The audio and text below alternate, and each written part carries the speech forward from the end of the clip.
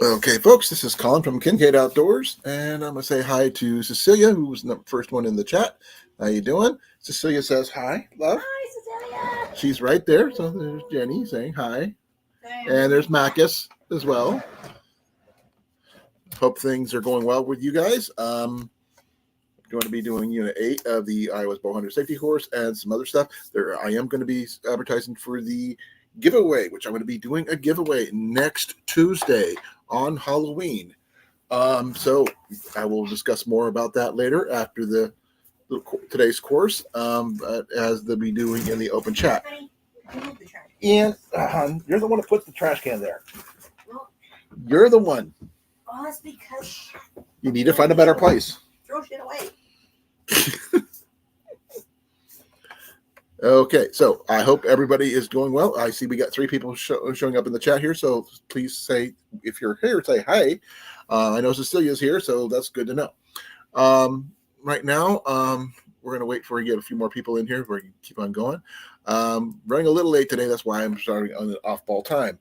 I had some stomach issues, so I had to take care of that. Hey, Blake, how you doing, Jarrett? Glad you guys could make it. Hope things are going well for you guys. Hey, Rob, glad you could make it.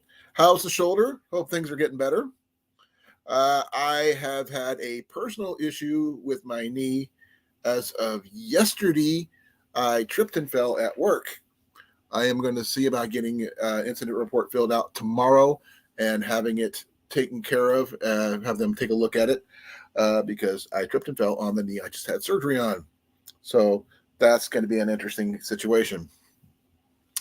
Other than that, we need about 3 or 4 more people. Then I'll get started on this stuff.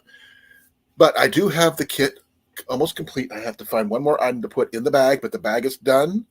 The paracord is on. The thing is stuffed to the gills as much as I can with stuff. So hopefully whoever wins it is going to enjoy it.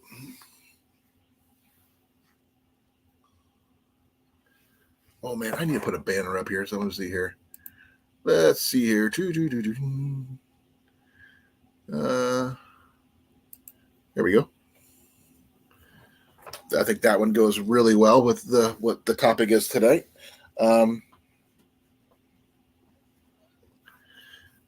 Hope things are doing well, folks. I got 5 people showing, and get me a good solid 8 to 10 would be really good. Yeah, I saw that. I was at work when mine happened. I was doing some cleanup because my boss, my manager asked me to do, and I tripped over a power cord that was underneath some stuff I didn't see, and I came down hard on my knee. I had my brace on at the time, my big heavy duty brace. If I would not had that on, it would have been much, much worse. But I am going to go see about getting it looked at tomorrow. That way I don't have to worry about getting, things taken care of, Okay. Okay, let me know how that turns out there, Rob. But you and we have a plan for getting together and doing some ice fishing when it gets cold. I figured that's the least thing you could do with considering what you got. You could sit around and catch fish. Well, that's what we're going to end up doing on that when we get to that point. I don't know if Molly and Jason are here yet. I'm hoping they'll be here soon so we can get started on this. Like I said, this is Unit 8 of the Iowa Bowhunter Safety Course. The topic is ethical hunting and risks of long shots. Now, while I am decent at things that are longer than 40 yards, I'd rather not get that far out if I don't have to. So there is that.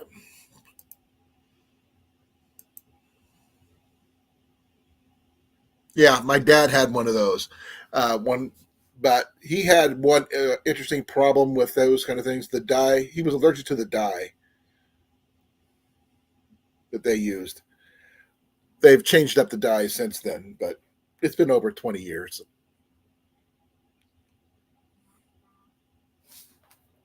phone is blowing up here. We got 5 people. We need about 3 or 4 more. Let's find out who do we have here.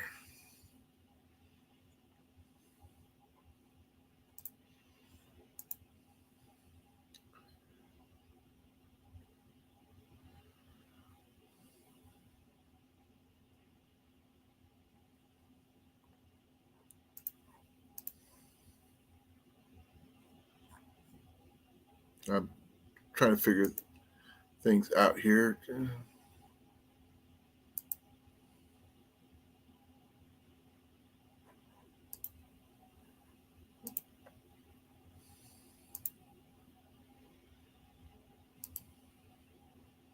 So we got Blake, we got Cecilia, we got Rob, and we have that's about it, right? Who's the 5th person?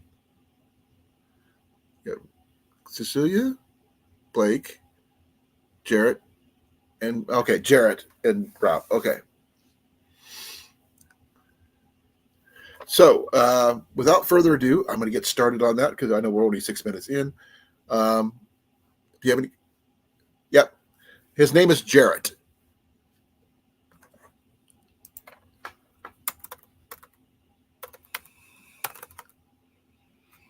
Let me make sure I spell that right.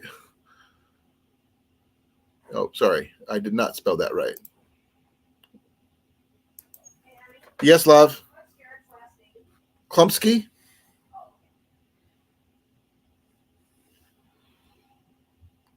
I would want to try. I did do some shooting over the weekend, though, Jarrett.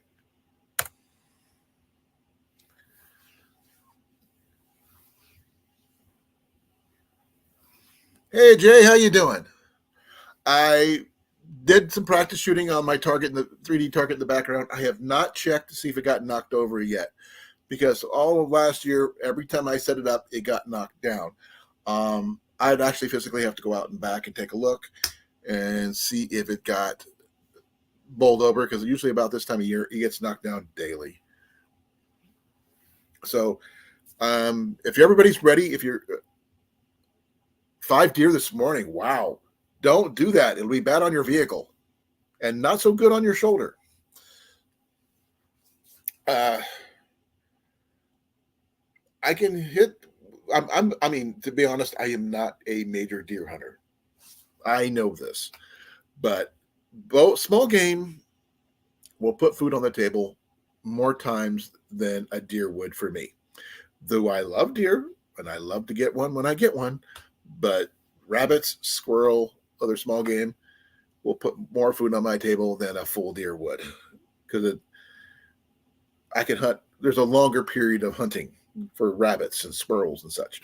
Not and deer has such a small window by comparison.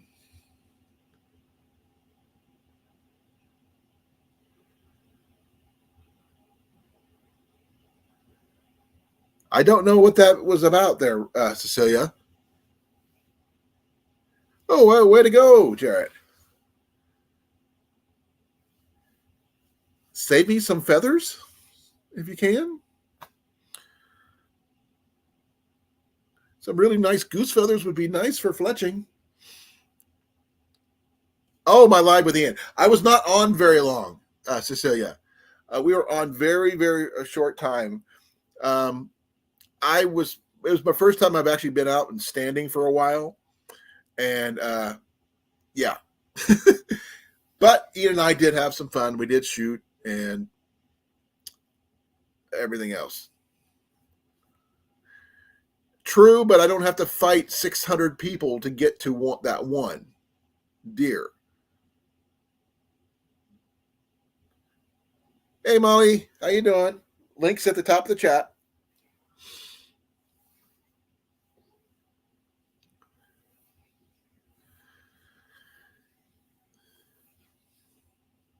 But also, I can also raise rabbits, Rob, and keep have them in the back and just raise them and still get food that way too. I can't really do that with deer, and my wife has experience with that. So, that's one up we have. I have raised rabbits as a kid, but that was a long time ago, and she actually did it for food. So a couple of the long feathers, Jarrett, would be great. That way I could try to use them for fletching. Because I mean, I love, turkey fletching is nice, but goose is good too. Yes, I do. By one permission, but I have not got the paperwork for that as of yet from my friend Big Mike. The wording is what they're trying to figure out. But to make sure we've signed a liability waiver, that kind of thing. And she wants to make sure we don't hunt. His sister is the only one who's having issues with the things what we're going to be doing.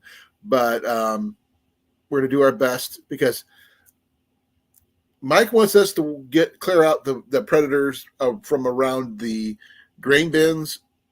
She doesn't want us near her house. So we're going to figure out how we're going to work around that. So we're going to make sure we can get rid of the pigeons. We can get rid of any raccoons that we may see. We can get rid of anything like that. Any stuff. We'll discuss more.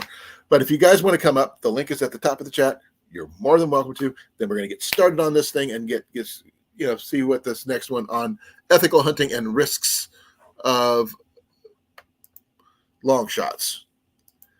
The longest shot I've ever done myself is, give me a second here. I just realized my phone was still on. Okay. It was about 60 yards. I mean, that's at a specific target. Now, have I shot further? Yes. On purpose? Yes. The longest I did was probably a quarter mile. But that was with my biggest bow, and I had plenty of room to let it fly. But that was when Ian was just a baby, when I was much better shape and much younger. Hey, Heath, how you doing, brother? Glad you can make it. I'm going to be starting the Bowhunter safety course shortly. Give me about a minute here. I'll get it up. Let's see. Let's get this going here. Let me share this and present this one.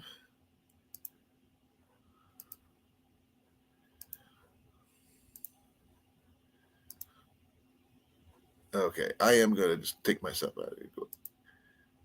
So if you guys are ready for this, I can get you going. Okay. Great to know. I got a live trap, but that's about all I do. I don't usually do trapping. I mean, I know that Jason can definitely teach me how to do trapping because that's what he did for a living. But we're going to get started on this one here, folks. You tell me what you think, and here we go. Ethical hunting and the risks of long shots. Although the average hunter has a maximum effective range of 30 yards, most bow hunters shoot game from a much closer range. They know that the chance of wounding game increases as distance increases because it becomes more difficult to hit the vital areas. The arrow may be deflected by unnoticed brush.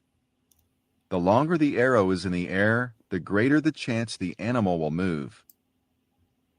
Remember, when bow hunting, you should never take a shot when a deer or other big game is looking at you because it is difficult to remain undetected when drawing your bow. Oh, dang it. Sorry about that, folks. Animation, choosing the proper shot angle.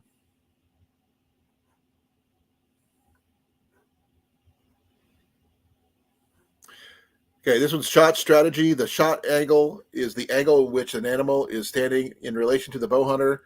Knowing which angles offer the most effective and least effective shots is an essential part of being responsible bow hunter. Mentally run through all the likely routes the animal may take and identify exactly where and when you'll take your shot. If it comes from the left, from the right, from behind, or in front of you, the strategy will help you concentrate on making a good hit when the moment actually arrives. shot selection is key. A good shot selection helps the bow hunter place an arrow in the vital organs. The shot selection includes choosing the proper shot angle, shooting within a effective range, and proper timing the shot. Take a look at the various angles and decide whether a shot should or should not be taken. Head-on shot. I'm going to say no shot. Deer is no shot. The deer is very alert and has definitely spotted you. The deer will likely jump the string and duck or leap to dodge the arrow. This is never a good shot angle. Shoot only at an unalarmed deer. Rear end or gut shot angle. I was going to say a possible shot. No shot. Oh, okay. That was a very poor shot angle. Heavy bones in front of and muscle mass and the non-vital organs in the back block the penetration of the main vital areas. High probability of wounding, and low likelihood of a clean kill. Good shot. Best shot angle. Vital area is clearly exposed, which is a broadside shot. And a broadside shot offers the shortest distance through the chest cavity. Aim up from the backside of the front leg and halfway between the bottom of the chest and the back, which is this little area right there. A deer behind small trees. Possible shot. Nope, says no shot. No shot because limbs and branches and foliage are blocking the vital area. High probability of wounding, low likely of a clean kill.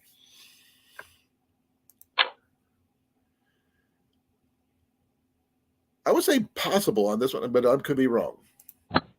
Oh, it's a good shot. Deer relaxed and looking away from you, aiming.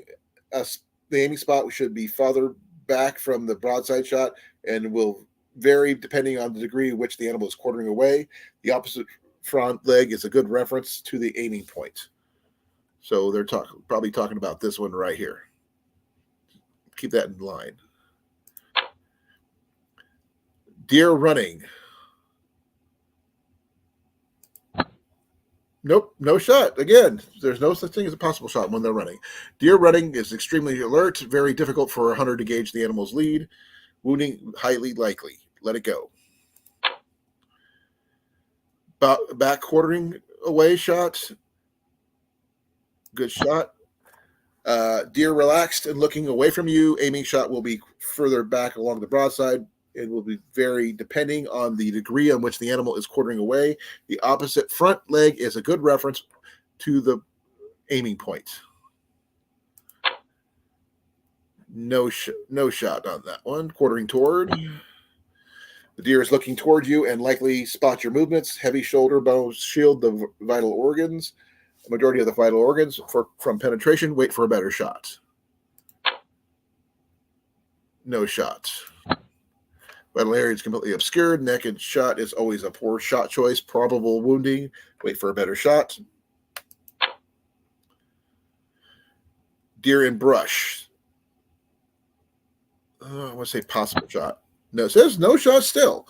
Vital area not clearly visible. Brush and limbs are in the path between the hunter and the animal. An arrow could be deflected by brush. Probable wounding at best. Wait for a better shot. Deer in motion, no shot. Oh, possible shot. Wait, I'm getting this stuff wrong. Controversial shot, vital area exposed, but only a good shot if the deer is moving very slowly. Tree stand from shot above. Good shot. A tree stand or elevated platform offers a good shot opportunities. Note that as you climb higher, the vital area becomes smaller because the animal's shoulder bone and spine shield more of the organs. Bend at the waist. Do not drop the bow arm while at full draw.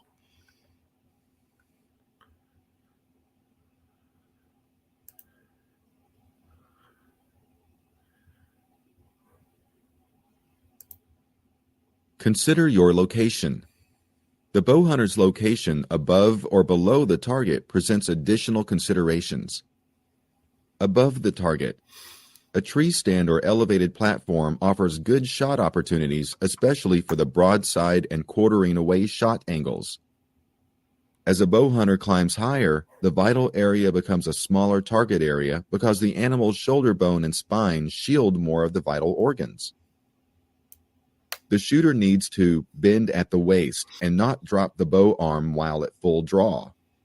Often the reason a hunter misses when shooting from above is because the point of aim and impact has changed. Below the target. It's possible to shoot from below the target, but it's not a high percentage shot. The aiming spot is lower on the body, and the sternum, chest bone, may shield part of the heart at this angle. Broadside, particularly a double lung shot and quartering away, offer the best shots.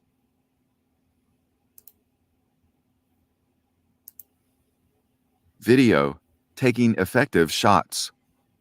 This video segment is from The Basics of Bowhunting, Traditions in Safe and Ethical Bowhunting on the 2003 Kansas Bowhunter Education DVD produced by the Kansas Department of Wildlife and Parks, written, directed, photographed, and edited by Gene Brem, and narrated by Bob Matthews.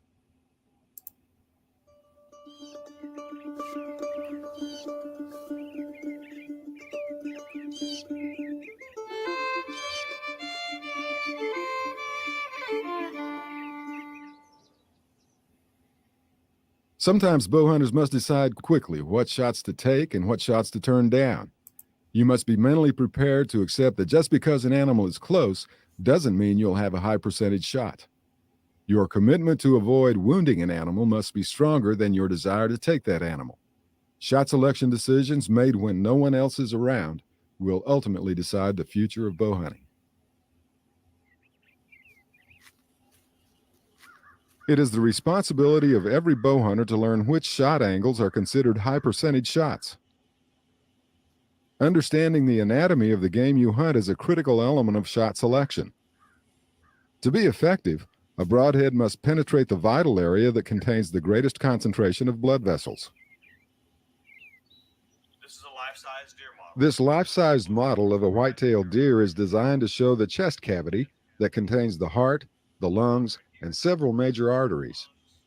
The goal of every ethical bowhunter should always be to place every shot so that the arrow penetrates the center of this vital zone. There are only two body positions that should be considered high percentage shots. They are the broadside and the quartering away positions. If placed properly, such shots should result in the broadhead penetrating either both lungs or one lung and the heart. Certain shot angles result in a high degree of wounding and must be avoided even if an animal is very close. These angles include front quartering, head-on, and rear-end shots. In addition, archers should never purposefully shoot at the head or neck of a deer. And no matter how tempting, never attempt to force a shot through brush or other obstructions.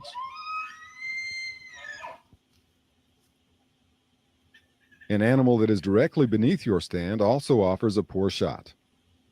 And always be aware that an animal that is frightened or alerted to your presence is likely to bolt at the moment of the release, potentially resulting in a poor hit. So if you have any doubt, be patient and wait for a better shot.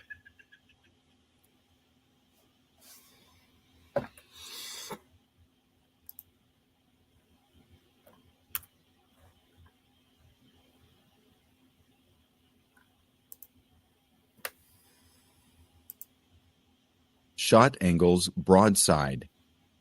This angle gives the best shot for the largest big game animals: elk, moose, caribou, buffalo, musk ox, grizzly bear, polar bear, brown bear, and Kodiak bear. The heavy hair and thick hide of these animals tend to absorb blood and close wounds. As a result, both an entry and an exit wound are necessary to cause sufficient blood loss for trailing and death. Given the thickness of their chests, A broadside shot offers the shortest distance through the animal's chest cavity. This is the best angle for a double lung hit. For most big game, the aiming spot is straight up from the back side of the front leg, 1/3 of the way up from the bottom of the chest. To avoid hitting the shoulder blade, wait until the front leg is forward. For the best opportunity, wait until the animal looks the other way or is feeding. Shot angles quartering away. This angle offers a good opportunity for a killing shot on antelope, white-tailed deer, mule deer, black bear, and other big game of similar size or smaller. The animal is usually looking away from the hunter. The aiming spot will be farther back than with a broadside shot. The exact spot varies depending on the degree to which the animal is quartering away. The opposite front leg is a good reference point for the aiming point. If the angle is too narrow, it may not be a good shot for larger game such as elk and moose because their massive stomachs and intestines will get in the way of a clean shot through the lungs or heart.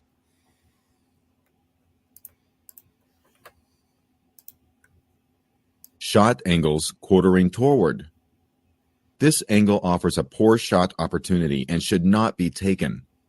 Heavy shoulder bones shield the majority of vital organs from penetration. The animal is typically looking toward the hunter and will likely spot the hunter's movements. Shot angles, head-on and rear end. These angles offer very poor shot selection and should not be taken. Heavy bones in front and muscle mass and non-vital organs in back block penetration of the main vital areas.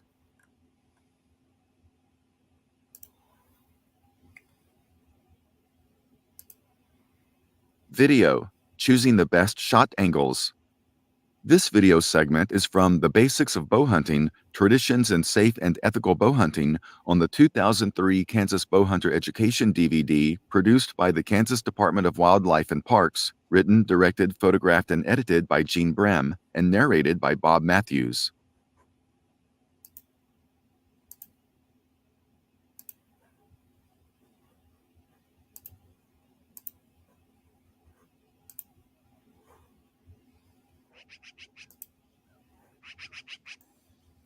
The most commonly misunderstood detail of a deer's anatomy is the vertical bulge or crease seen directly above a deer's front leg. This is caused by the triceps muscle. Many bow hunters mistakenly assume that this bulge is caused by the presence of an underlying bone structure, which must be avoided. The truth is, when an animal is broadside, the vital area is well exposed at this point. As you can see on the cutaway model, the humerus bone runs forward from where it joints with the front leg, leaving an unobstructed path to the vitals. Instead of a spot to avoid, the rear edge of this bulge, often called the crease, is an ideal aiming point for a broadside shot.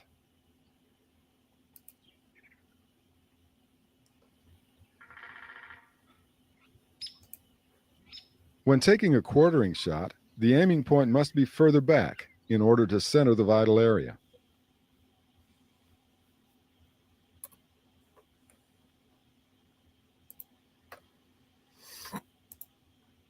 Planning for a perfect shot. Every aspect of your bow hunting plan should center on getting a perfect shot. While absolute perfection is rare, you can come close by striving for perfection, which involves properly placing the elevated stand or ground blind, staying downwind when possible, using good camouflage and concealment techniques, using covering, attractant scent, and game calls effectively, limiting your movements, shooting within your effective range, applying everything you've learned in previous hunting experiences. Shot selection is key. Good shot selection helps the bow hunter place an arrow in the vital organs. Shot selection includes choosing the proper shot angle, shooting within an effective range, and properly timing the shot. Picking the right moment to shoot. A game animal rarely offers the ideal target. poised broadside, within range, in the clear, and looking the other way. Therefore, you'll need to practice to make more challenging shots. You also must learn to seize just the right moment to shoot. To take your best shot when an animal approaches, control your desire to move immediately into shooting position. Wait for the right moment. Compare the eyes of the approaching deer to sweeping beams of light, such as the headlights of a car. Don't move until those headlight beams are pointed well away from you or until they pass behind screening brush or trees. Make your move to full draw and then wait until the animal stops near your pre-selected pickoff spot. If you can't move to full draw without exposing yourself to the deer, wait motionless until the deer has passed by before making your move into the shooting position. Focus on the aiming spot over the animal's vital area. Relax and take the shot. Continue to aim after the shot until you see the arrow hit the target. Peeking or dropping your bow arm will cause erratic arrow flight and affect the point of impact. Remember, experienced bow hunters agree that it's wise to stand at the ready during the first few hours of daylight and during the last hour before darkness. Why shots go wrong? A number of factors contribute to unsuccessful shots. Shooting at animals beyond the hunter's effective range. Shooting at an animal that is looking at the hunter or is alarmed. Poor shot angle. Little or no knowledge of the game's vital areas. Muscle fatigue, which can be caused by holding the draw position too long.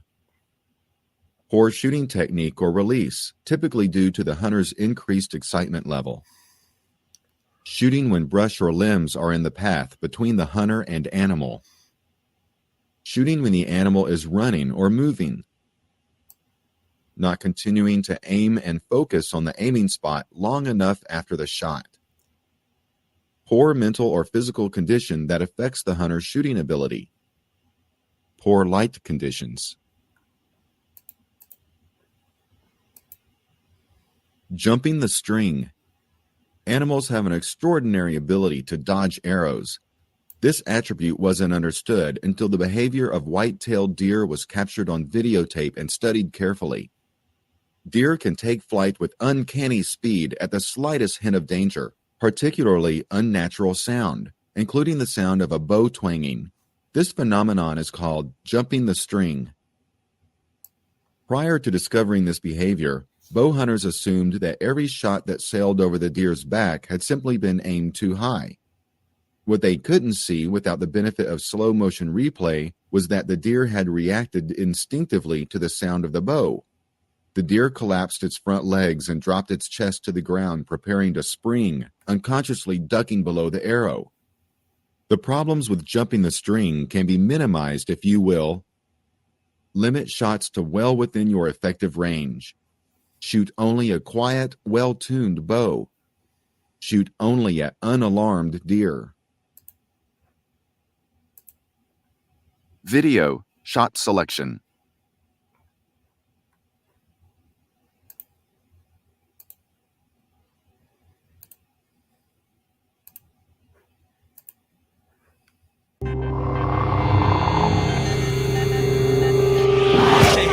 Nice one. Oh, hey, come on in. You got here just in time to keep Rob from shooting all the big game. Look, we needed all the practice on targets to know how our bows shoot, but knowing where to place that lethal shot, that is the final key to success. Now, why don't you give it a try? Let's see how you do. You like Come on. this?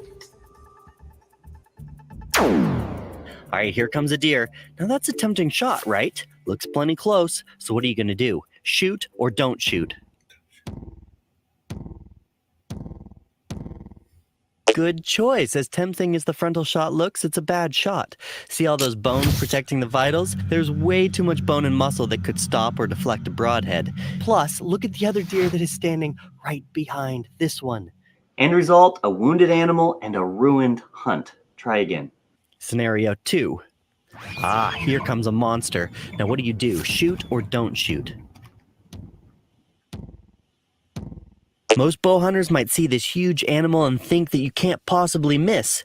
In reality, this is a bad angle to try to hit the vital zone, which is the heart and lungs. There are just way too many bones and large muscles in the way. Not a good shot. So knowing where it is and how to get your arrow into it cleanly makes all the difference between a wounded or lost animal and a recovered one. Let's look at another. Scenario 3. Ooh, look, it's broadside and within range. Try to track it with your sight. Okay, it's moving. Shoot or don't shoot. Good choice. Moving game, brush in the way, not being able to settle into a good sighting picture are all great reasons to not try a risky shot. Scenario 4. Okay, on biggies like this, a broadside shot is your high confidence angle. Let's see how you do. Shoot or don't shoot. Way to go, your freezer's full now. Besides envisioning where to shoot, anticipating when to shoot will boost your success. You waited for the leg to go forward, offering a clear, vital zone to both lungs. Good work, but keep in mind that if you were in an elevated stand, your arrow can sometimes go high. That shoulder blade's going to stop your arrow, so broadside isn't the money shot all the time. Scenario 5. Hey, here comes another one. Shoot or don't shoot. Well, not much you can do there except enjoy the encounter. Quartering on like that or a rear end shot simply aren't ethical shots. You scored a lot higher as a bow hunter by letting those shot angles pass. All right, let's try another one. Scenario 6. Shoot or don't shoot. Shoot. That quartering away shot increases your chance for success. Here's why. See how rotating the deer from broadside to quartering away actually increases the size of the vital zone? Shooting for the offside front leg, that vital zone is not only bigger, it also shifts those shoulder blades out of the way. And even if the deer moves during the shot, you're still in the kill zone. Pa-ching! Nice work. But remember, sometimes not taking any shot at all is the best decision you can make. Look, being ethical and responsible in your shot placement just has all kinds of rewards. All right, you want to try? Yeah, move over.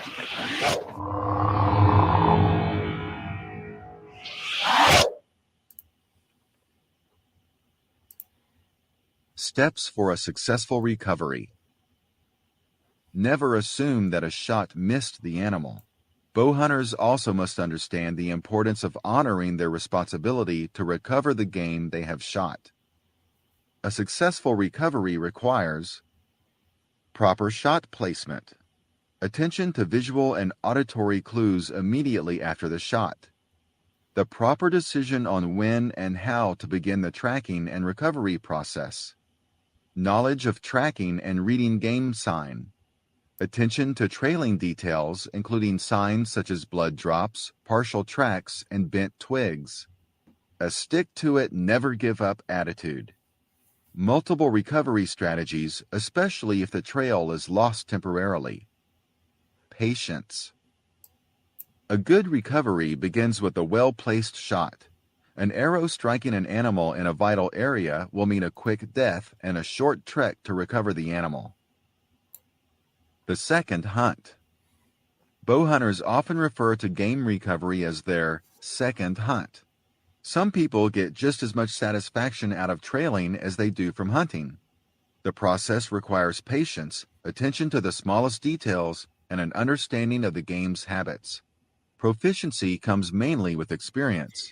The best way to learn is to watch a veteran hunter. If you haven't experienced actual trailing, a simulated trail devised by a group of veteran hunters may be the next best option. Be sure to check local and state game laws. It may be legal to use dogs to help you track shot game. Attention to clues. Like a detective collecting clues to pursue a suspect, a bow hunter must gather a variety of hit data to help track the animal after it's shot. The first important piece of information for a successful recovery is noticing where your arrow strikes the animal. Knowing where your arrow hit is a rough indicator of how long it will take your animal to die, how long to wait before beginning the recovery process. To track your arrow after release, remain perfectly still. Don't even lower your bow down the tree if you are hunting from a tree stand. In addition to noting where the arrow strikes, notice how far the arrow penetrates. In some cases, it may pass through. Where the arrow hits the ground if it passes through the animal. How the arrow strike sounds. A crack may indicate a broken bone. A thud may signal a solid chest hit, and a plop may indicate a gut shot. Or you may hear the arrow slapping branches. How the deer reacts after the strike. Does the deer instantly collapse, run away, or hump up and walk away? If the deer humps up, there's a high likelihood of a gut shot. If the animal instantly collapses, spine shot, immediately shoot it again. If the animal remains upright and leaves the area, watch it as long as possible to determine the direction of travel. Listen as the animal flees. You may hear it fall to the ground. Also listen for a death moan, breaking brush, or rolling rocks. Note the time, landmarks around the shooting area, and where the animal was standing or last seen. Take a compass bearing.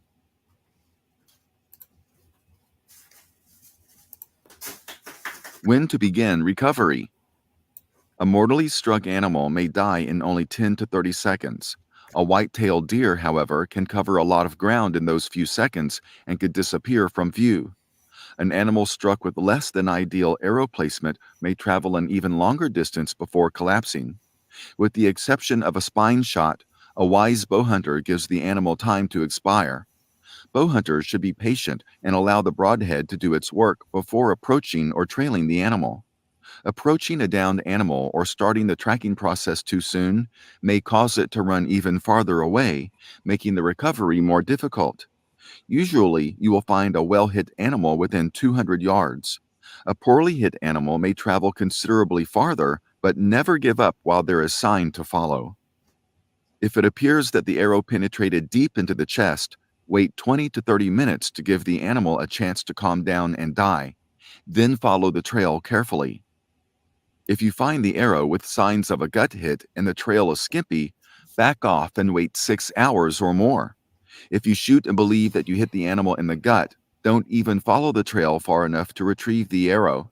Wait at least 6 hours before following the trail, even if rain, snow, or darkness threatens to destroy the trail. It's easier to find a dead deer under 6 inches of snow within 200 yards of where you shot it than to find one under 3 inches of snow 2 miles from where you shot it. On a poor hit outside the chest or body cavity, such as the neck, leg, rump, or back, the animal may run away quickly and then stop, calm down, and stop bleeding. Often the animal will survive. If you can follow the animal rapidly and aggressively, it will continue to bleed, even from a relatively minor wound. It may lose enough blood to get careless and give you another shot. It may even die from a wound that normally would not be considered fatal. If you're certain you have this type of hit and the conditions are right, open terrain, tracking snow, or a good initial blood trail, it's best to take up the trail immediately and push the animal. When in doubt about where you hit the animal, it's better to wait 30 to 60 minutes and then carefully start trailing the animal. If you are new to trailing and recovery, it's best to have a more experienced hunter with you.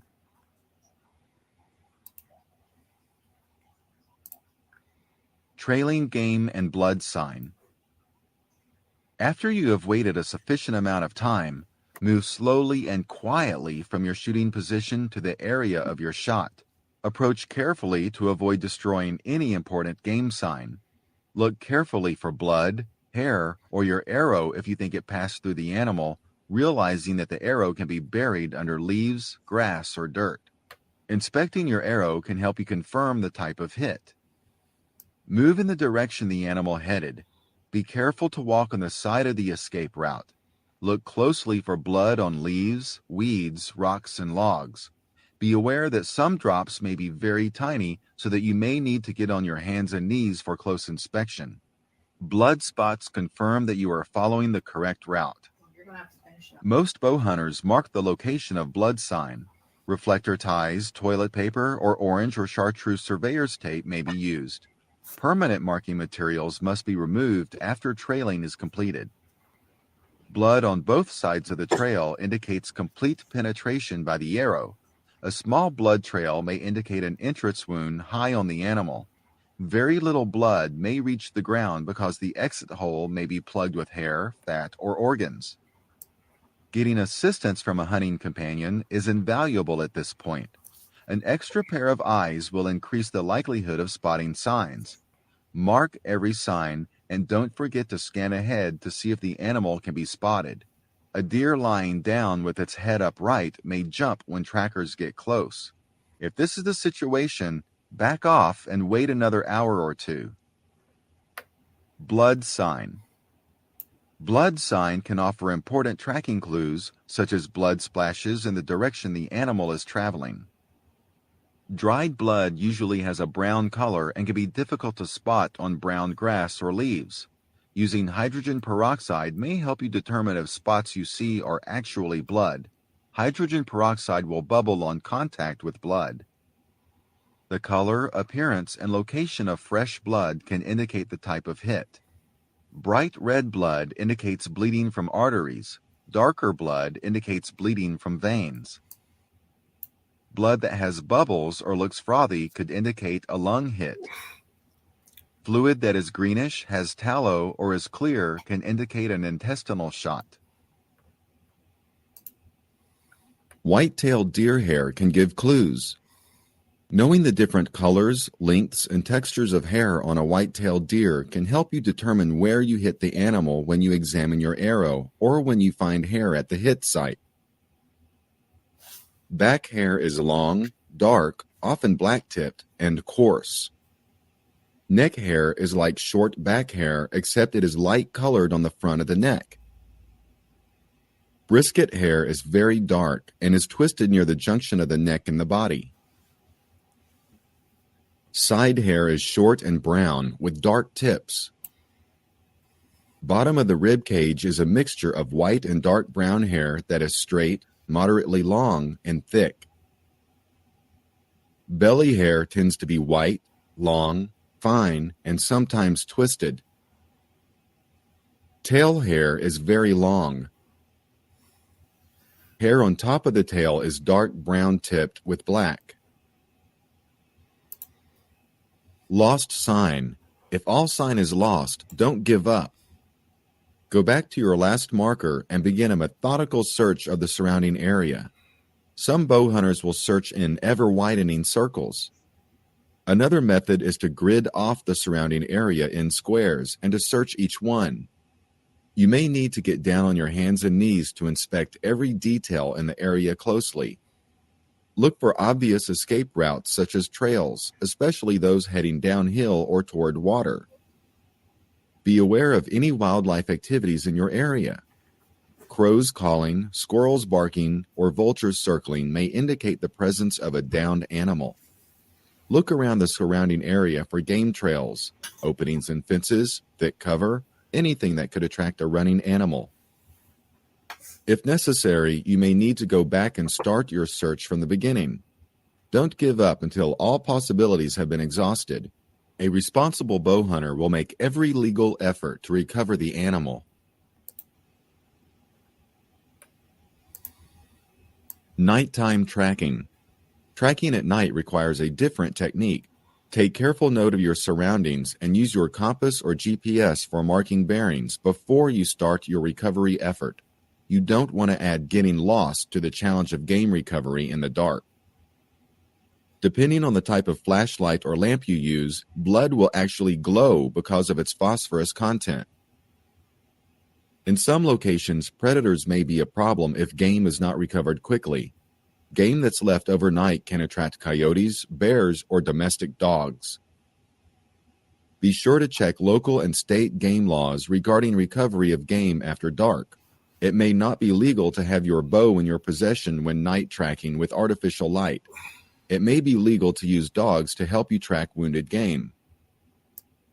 Before you start nighttime recovery efforts, use a global positioning system or GPS to mark your bearings to avoid becoming lost. Approaching downed game. When approaching downed game, use extreme caution. The animal may appear to be dead, but actually is not. Approach the animal from its rear. If the animal is still alive and jumps as you approach, you don't want to be in front of it.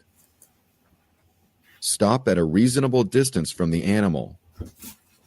Observe its rib cage. If the chest is heaving, the animal is still alive. If you can't detect rib cage movement, check the animal's eyes. The eyes of a dead animal are usually open. Some hunters use a stick or bow tip to prod the rear of the animal to see if there is a response. If the animal is still alive, back off and take a careful finishing shot. Don't pose or handle your animal for photographs or begin field dressing until you are positive it's dead. Once you have determined that the animal is dead, immediately attach the proper tag or identification according to state or provincial regulations. Approach downed game from behind. It can be dangerous to be in front of animals if they are startled. Field care basics. The way you handle game after it's harvested can have a significant impact on the quality of the meat. 3 factors contribute to spoiled meat: heat, dirt, and moisture. Heat is the number one concern. Bacteria grows rapidly in a carcass, especially if it's allowed to stay warm. Meat begins to spoil above 40 degrees Fahrenheit. The higher the temperature and the longer the meat is exposed, the greater the chance of spoilage. This is particularly true with large game. Basic field dressing techniques help cool game by removing entrails, which lowers body heat by allowing air into the body cavity. As a rule, it's best to field dress immediately. Field dressing a game animal isn't a complicated process, but it's a technique that's best learned by observing someone with experience. The basic procedure involves cutting open the animal from the sternum to the anus, cutting the connective tissue that anchors the internal organs inside the body cavity next, and then removing the organs. Field dressing techniques. As you proceed, there are several things to keep in mind. A small or medium-sized knife is appropriate for field dressing most deer or smaller animals. Wear rubber gloves, which prevent the spread of certain diseases from animal to human and protect you from various parasites such as ticks and fleas. Properly dispose of the gloves at home, not in the field. There is no need to slit the animal's throat to make it bleed. Your arrow did that. Also, there is no need to remove the glands found on a white-tailed deer's rear legs. They will not taint the meat. Any trophy animal that you intend to have mounted must not be slit up the neck. Stop your cut well behind the front legs to avoid ruining the cape. As you work on the animal, avoid cutting or puncturing the internal organs, especially the intestines, stomach, and bladder, which can unleash fluids that require additional cleanup and may taint the meat. When working inside the animal, be aware that your broadhead or someone else's may still be inside the animal. Once the animal is slit open, it's easier to empty the contents if the carcass is on a slight incline. The body cavity can be tilted downhill to allow the contents to drain. Wash out the body cavity with a solution of water and vinegar. Mix 1 tablespoon of white vinegar in 1 gallon of water, and then wipe it dry with paper towels. Prop the body cavity open with a stick to help it cool. If insects are a problem, many hunters place the carcass in a commercially available game bag. Flies and yellow jackets can be repelled with a liberal application of black pepper. Knuckling. Because the hide acts as an insulator, warm weather will require the hide to be removed from the animal as soon as possible. An effective technique for prepping the hide for removal is called knuckling. Starting in the chest area, insert your fingers between the hide and meat and work your hand under the hide to break it free from the connective tissue. Continue around the entire carcass, going as far as you can reach. Game Care Kit. Typical field dressing items include 1 gallon of water with 1 tablespoon of white vinegar added, aluminum foil, black pepper, cooler and ice, fluorescent orange flagging, gambrel and or pulley system, game bags or cheesecloth, hand towels or wet wipes, hatchet or small saw, large bag for caped or trophy head, license tag and pin, plastic bags for cleanup, plastic bags for heart and liver, rubber gloves, salt, non-iodized, for hide care, strong, sturdy knife, sturdy nylon rope, at least 25 feet, whetstone or other sharpening tool,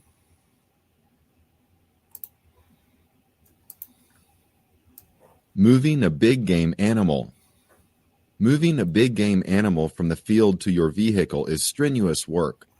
If possible, get your hunting companions to help. You may want to use a drag rope or wrap the carcass in a slick tarp. Rest often and don't overtax yourself. This is hard work, even for hunters in excellent physical condition. Be sure to cover your animal when placing it in your vehicle. By covering your animal, you'll keep it free of contaminating dirt and also avoid offending non-hunters who would be upset at the sight of an animal carcass. Cover game when placing it in a vehicle. Once an animal is in the vehicle, properly cooled, and hidden from sight, proceed immediately to your final destination or a licensed meat processing facility. Your responsibility for taking care of your animal ends only after the meat is preserved for personal use or is donated. Remember, a responsible hunter will avoid displaying big game when transporting it through populated areas. About game meat. When not to eat the venison. Never consume venison from a deer that showed signs of illness or disorientation at the time of harvest. Only consume deer that has tested free of CWD if hunting in a CWD management zone. Donating game meat. Hunters for the Hungry and many local donation programs are available to hunters who want to donate their animals to a worthy cause. Remember, immediately report sick deer sightings to the nearest regional office of your state wildlife agency. Video. Hey, I got one.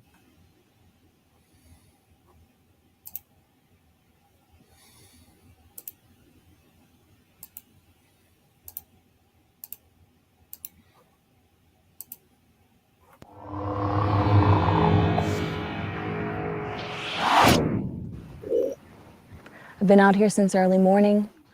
Rob is in a blind not too far away. There's a lot of sign, hoping to see something.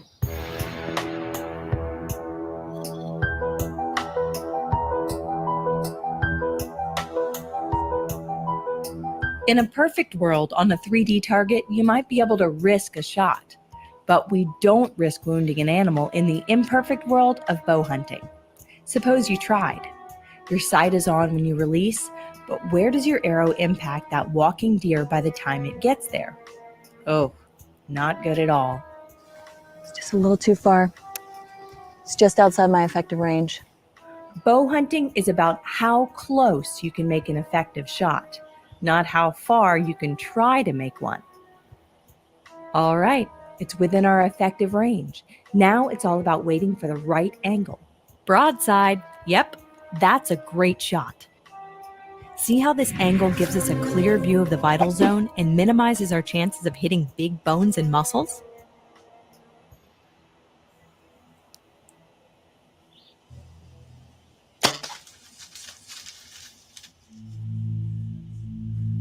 Okay, all right, so just got a good shot, and now I'm gonna text Rob to help me track, and then I'm gonna calm down, take a few minutes before I head down.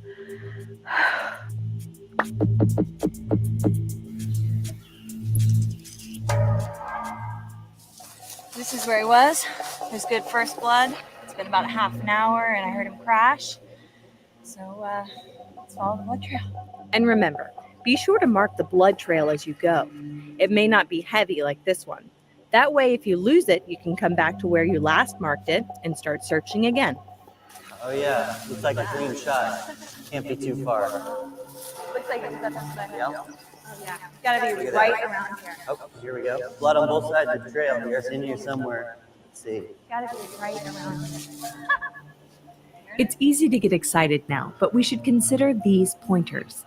Approach downed game from the rear. Stop, watch it, and make sure it's dead. When you're sure, tag it according to regulations. Before field dressing, check your broadhead to see if there may be broken blades inside the animal. If so, proceed with extreme caution. Rubber gloves, a sharp knife, and buddies will help you complete the job. Once we get this deer back to the truck, we'll transport it out of view, out of respect for the public, and then we'll take it to a meat processor we know. And soon we'll be enjoying the rewards of this hunt around our dinner table. But the memories, those will last forever.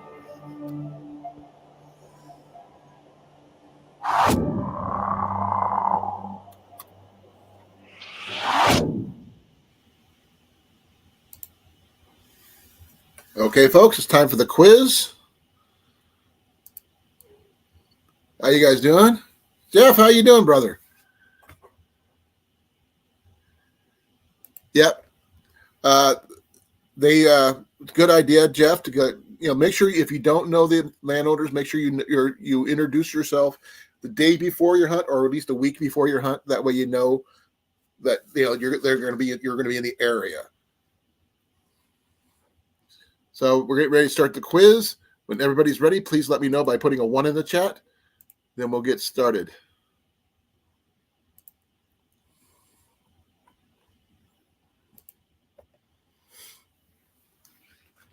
They had a lot of good information on this one. I had to read off some of them on the good shots, possible shots, and stuff like that. So I was learning. So Jeff is ready to go. Cecilia's ready to go. Wait to hear from a couple more. I know Heath was in here earlier, and Blake, as well as South. If you're here and you want to know, get ready for the quiz, please put your, and J was in here earlier, I remember, if I recall correctly. So we'll get started and see what happens. Taking the quiz. Question 1. It is a responsible hunter will only take a shot that is intended to hit what part of the animal? A, the spine, B, the gut, C, a vital area, or D, head on. Well, folks, that wind is really blowing. I'll repeat the question one more time. A responsible hunter will only take a shot that is intended to hit what part of an animal? A, the spine, B, the gut, C, the vital area, or chest, head on. D, which one is it? C. Molly, Jason, nice to hear from you. C from Jeff. Okay, looks like C's. Okay, here we go. We're going to go C. There we go. Question 2. What is a broadhead arrow that passes through the chest cavity of a big game animal certain to do? A, cause massive bleeding. B, cause instant death. C, prevent animal from running. D, drop the animal on the spot.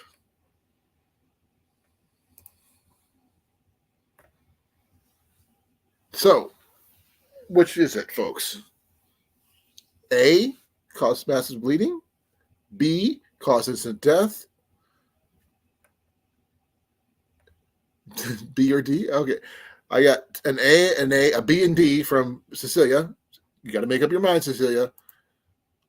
Or prevent the animal from running, or drop the animal spot. So I would say A seems to have it. So we're going to go with A, see what happens with that one.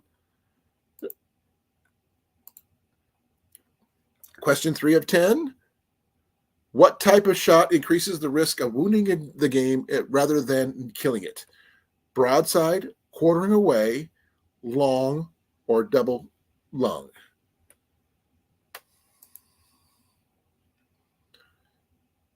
I'll repeat one more time. What type of shot increases the risk of wounding your game rather than killing it?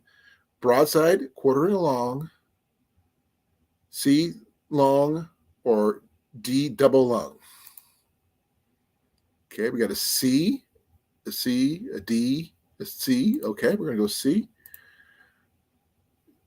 We're going with majority on that one. What angle is an example of a poor shot selection? A, broadside. B, quartering away. C, a quarter above the target. Or D, head on. Repeat one more time. What angle is an example of poor shot selection? A, broadside. B, quartering away. C, above the target. D, head on. I think D is the answer on that one. We got it. Oh, we got a D from Pest Hunter. We got D from. We got an A. See, oh, we got a little bit of everything on this one here. Which one is it? I'll repeat the question one more time. What angle is an example of poor shot selection?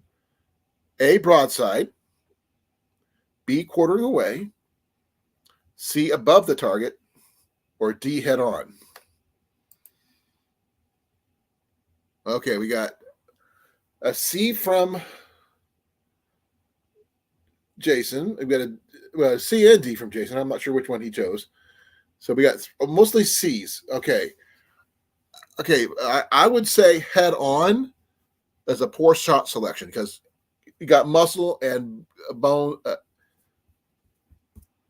against the animal. That's a poor shot selection. It's more likely to wound it than kill it. So I'm going to go against the grain on that one. Just go with head on. 5. Why is quartering toward an angle of example of poor shot selection? Because A, because of the small vital area is smaller. B, the angle is too narrow. C, it's harder to hit an animal moving forward at that angle. Or D, because the animal is typically looking toward the hunter. Ooh, this one's going to be a tough one. I'll say it one more time. Why is the quartering toward angle an example of poor shot selection? A, because the vital area is smaller. B, because the angle is too narrow. C, because it's harder to hit an animal moving forward at an angle. Or D, because the animal is typically looking toward the hunter. We got a...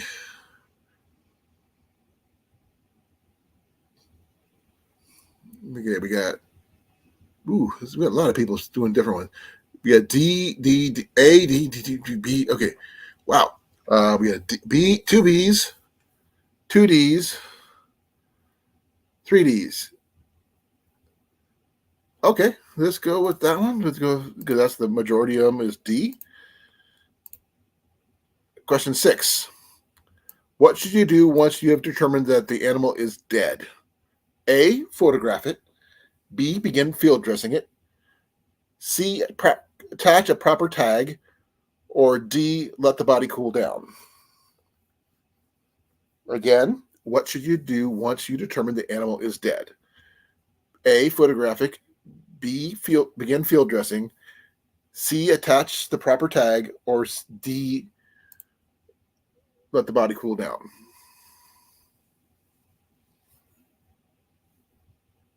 C. Okay. C's look a good one. Question 7. What is the best way to approach a down game? A, from the front. B, from the side. C, from above the head. Or D, from the rear. I think D is my personal preference. What do you guys think? I think D sounds like that was what they said in the video. So coming in from the rear end position. So we got 2 D's, 3 D's. Okay. There we go. It goes to a D for rear. Question 8. What is the first responsibility of the hunter once the animal has been shot? A, recover the animal. B, transport the animal.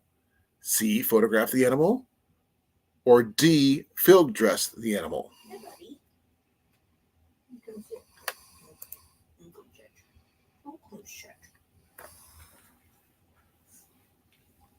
Okay, we got an A from A, 2 A's, a C,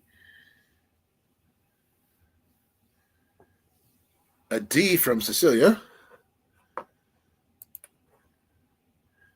Okay, we got an A, recover, B, transport, C, photograph, or D, field dress. So you're going to take a picture of it first there, Jarrett? Okay.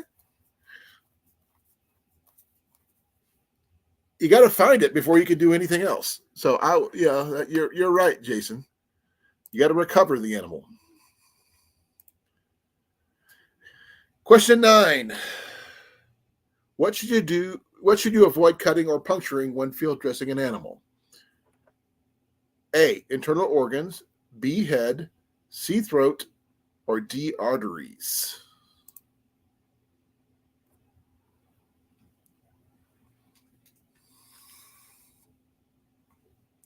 What should you avoid? A. Okay. Internal organs. Here we go. Last question. One, covering your animal in your vehicle protects it from what? A, flies and ants. B, contaminating dirt. C, parasites. Or D, rain and snow. I'll say it again. Covering your animal in your vehicle protects it from what? A, flies and ants. B, contaminating dirt. C, parasites. Or D, rain and snow. I got it. A.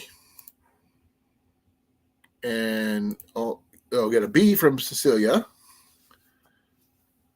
A B from Molly. So we got A, B, B. Wait for Jason to chime in here.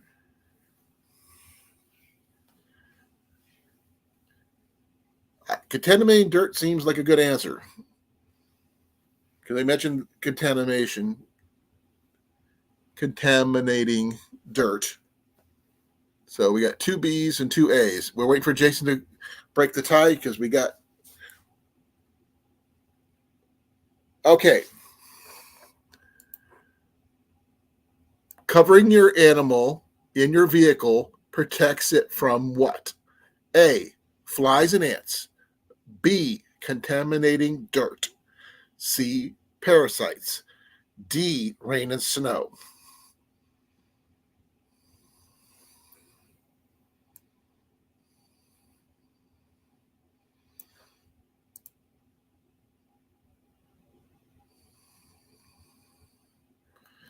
Okay, we got an A, a B, and wait for Jason to say the last answer to break the tie. B. Okay, we got 3 B's and 2 A's. Okay, they're all B's now. Okay, B's. Okay, here we go. B it is. Last question. See the results.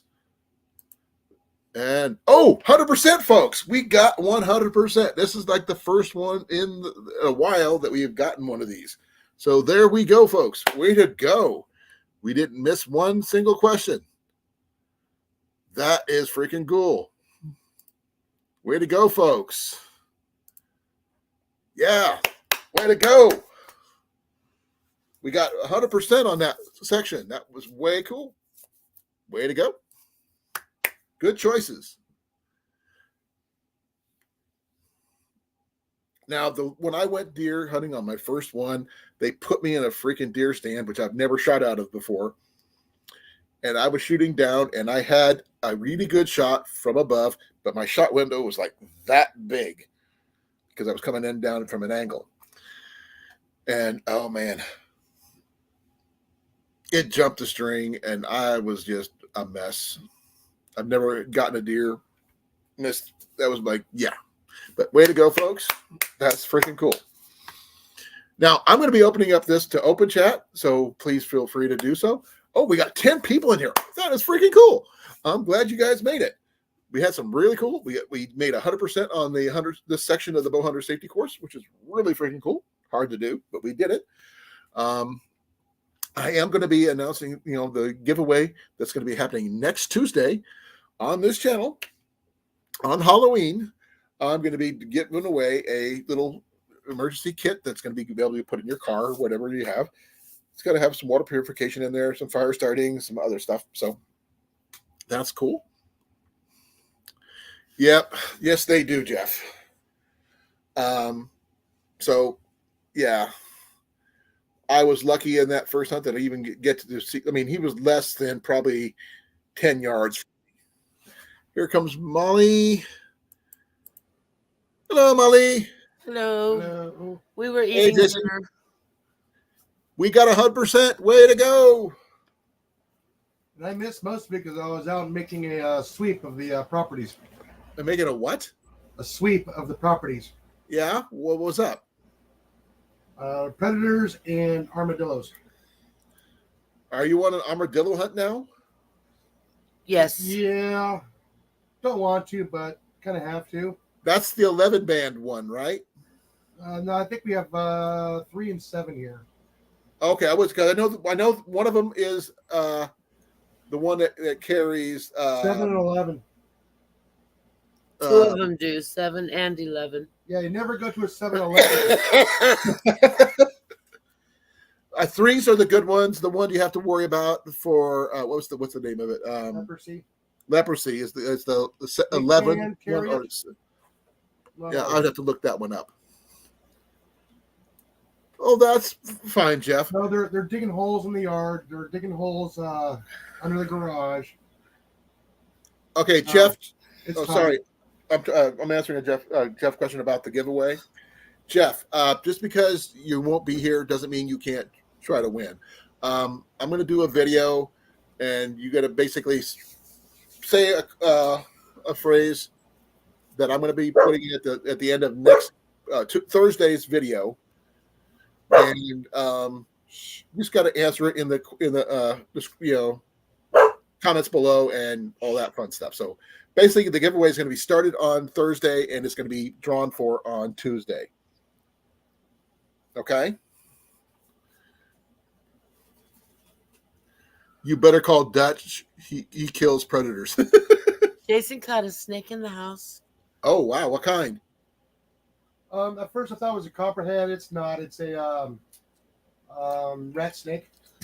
Like I hope you Texas didn't rat. kill it, because those things are good snakes. Not if it gets in the house. It's a death sentence. No, the trap pretty much. I put it out of its misery. It got caught in a mouse trap. Yep. Okay, so that's too bad about him. I mean, I know, Molly, you don't like snakes, but these are the good kind that keep mice down. No, I think it was in the trap for A while. a long time. No, I meant It was seriously damaged. rat snakes in general. I understand it probably died in the trap because of the trap, Yeah. but if I wanted to have a snake in the area, a rat snake would be, or a corn snake, either one would be good to have.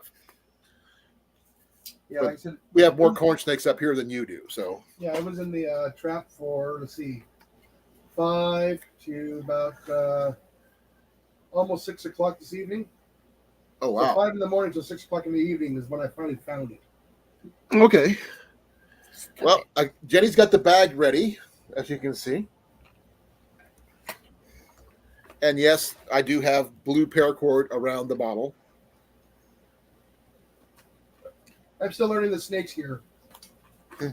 There's the paracord. It's not much, only 3 yards, 3 meters, but it's not meant to be an all-inclusive kit. It's just a grab and go type of situation. But you do have a way to catch some fish. You got a way to, you got a knife. You got fire starting. You got water purification. Got a bandana in there. And if you wanted to, I even threw in some magnesium in there for fire starting purposes. And there is a ferro rod in the survival grenade that's in there.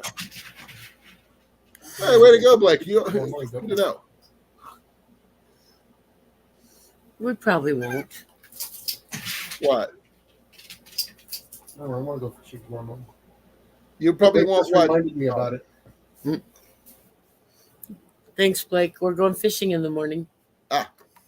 But I remember when it's I a was- fairly large kit, as you can see. And if you can't see this in your vehicle, there's something wrong. But it's a really good kit. It just took me a while to get it together because, Jenny had to make the bag, obviously. And I had to order the paracord because I couldn't find blue paracord anywhere near me. But that same 9 yards is, you got 7 strands. So that's 56 feet of strands, plus the outer casing, which is another 9 yards. 3 meters. Sorry, 3 meters. Or 9 feet. So, this coming next Thursday, I will do the a phrase or whatever, the phrase that pays, so to speak. So someone has a chance to win this. So how's everybody been? Good. Busy. I had a mishap at work yesterday. I tripped and came down on my bad knee. And not just mean, you slip and you bend down on the knee and that kind of thing. I fell down and went boom. That one of my managers thought I dropped a case. Wow, Blake. What? He quit his job? Or are you on vacation? I want to know because you quit. I thought you liked your job.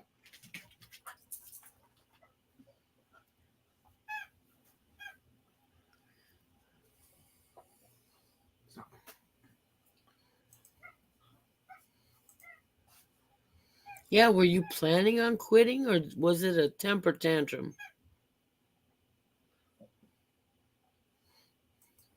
I don't know. He hasn't really said much than that. Blake, if you're not up here explaining yourself, I don't know what to tell you, brother.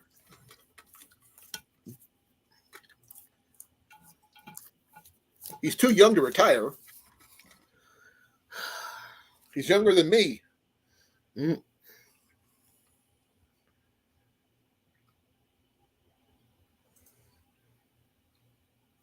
Oh, I did hear sometime in the next month or so we're supposed to get a raise.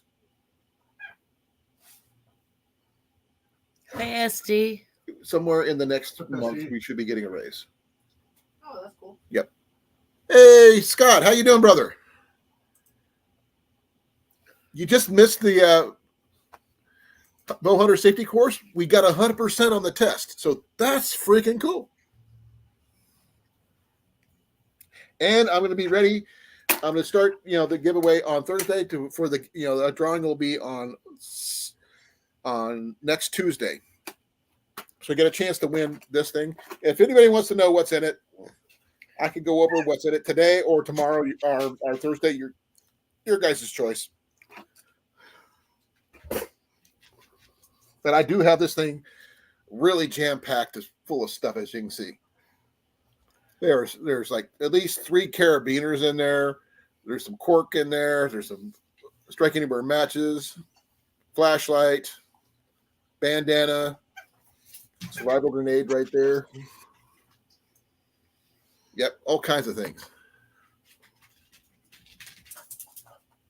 Thank you, Scott. It's not 100% foolproof, but I still got to find one more item that I got over there, but it's got a stainless steel cup. It's got a little fishing setup for kit there. It's got the fire starting kit with a striker and flint and steel. Got a knife.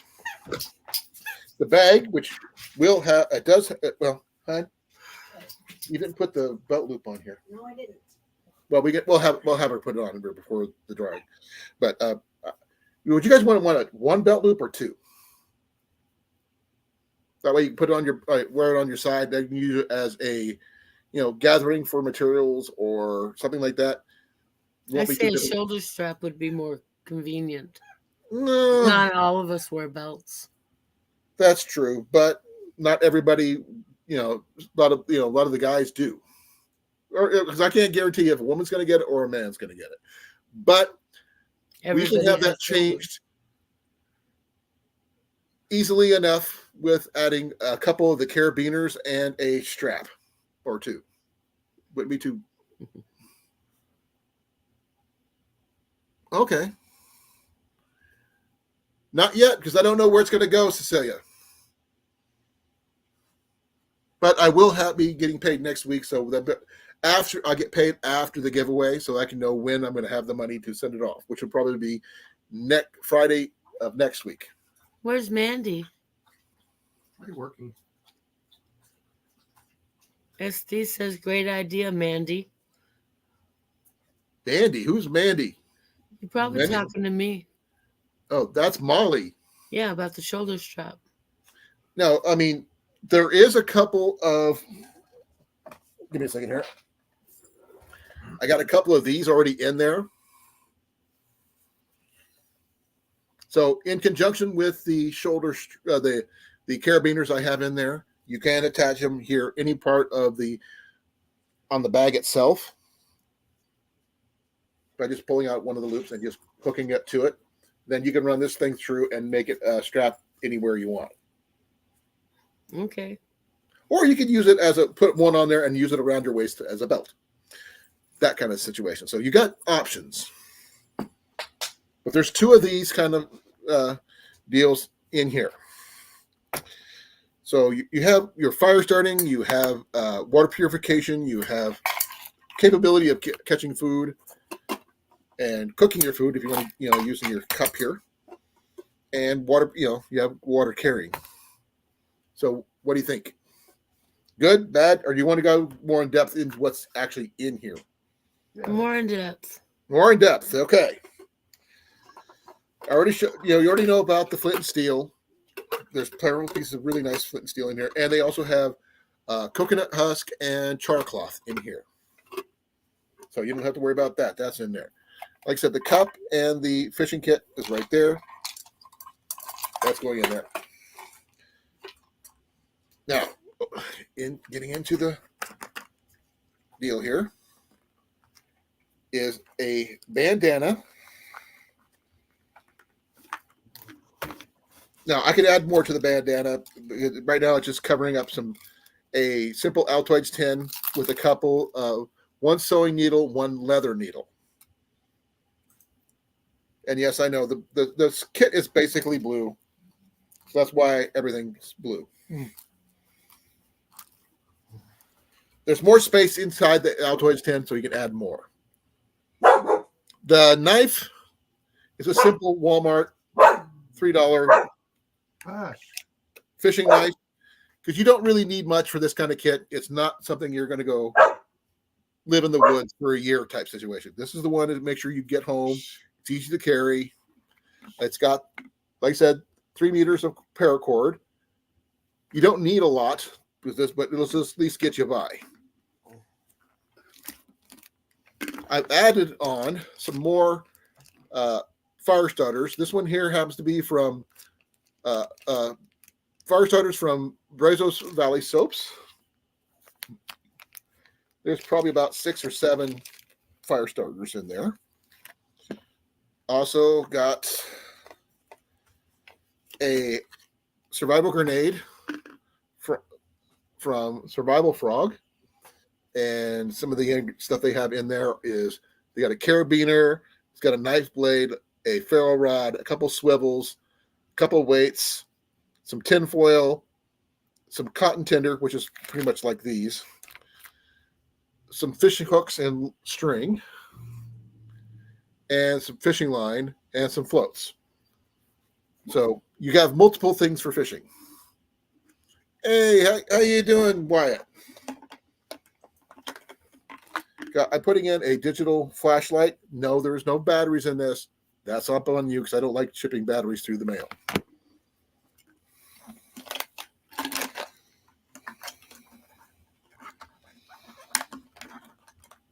Okay, this is the list I just gave you is the survival grenade, which is all in here. This is red, white, and blue with the blue carabiner. So you can keep this with your kit, or you can just clip it onto your belt or your belt loops or whatever. I do have a couple regular carabiners, a little bit larger ones in here. These are a dozen Strike Anywhere matches. I like Strike Anywhere matches. They are very functional. I prefer them over anything else. I have 2 of tea light candles. You can either use them as fire starting or light, or even minor cooking if you want to heat up some water or something like that. 2 of these straps, which I mentioned earlier.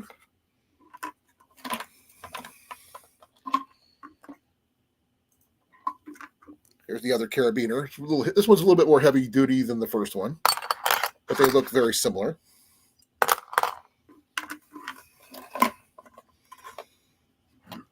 Uh-oh. I did throw in a cork to go with the fishing kits. This is it's a very heavy fishing setup situation.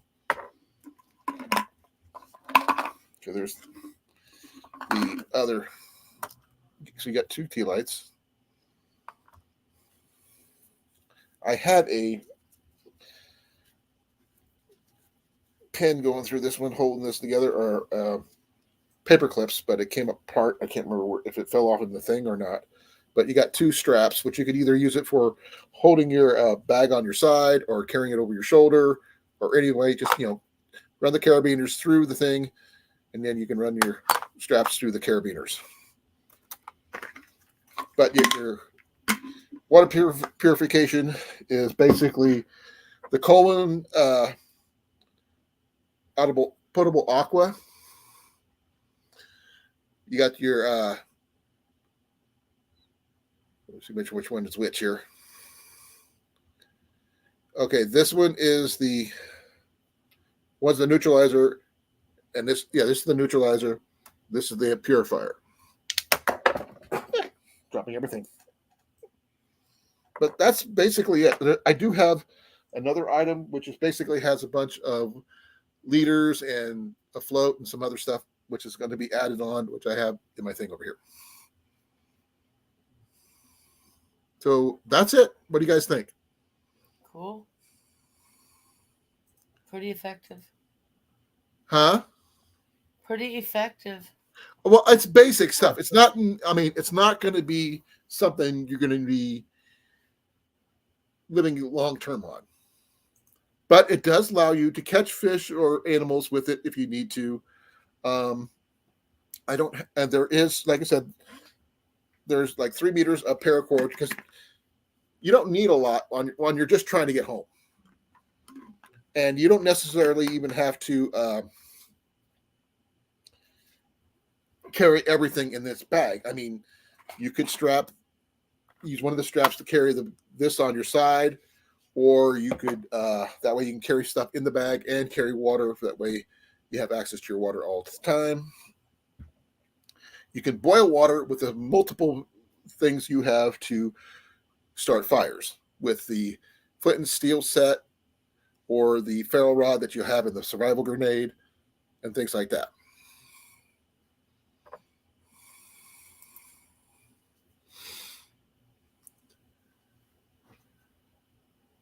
Yeah, you got to be careful with that, because they really ding you on firearms there, Wyatt. But do you guys think I need to add? The giveaway will be next Tuesday on the 31st. You will be entering Thursday, this coming Thursday. I will say a phrase at the end of that particular live. Then you have to comment below with something that mentions that phrase in the comments below. Then I will do a random comment generator puller thing, and we'll be pulling that on Halloween. Yep, you got to it's either going to be a trick or a treat that day. I will be dressing up, so bear with me on that one. I will be going full Green Arrow that day. I even have the mask and everything, so yeah. I'll be a very old, fat Green Arrow.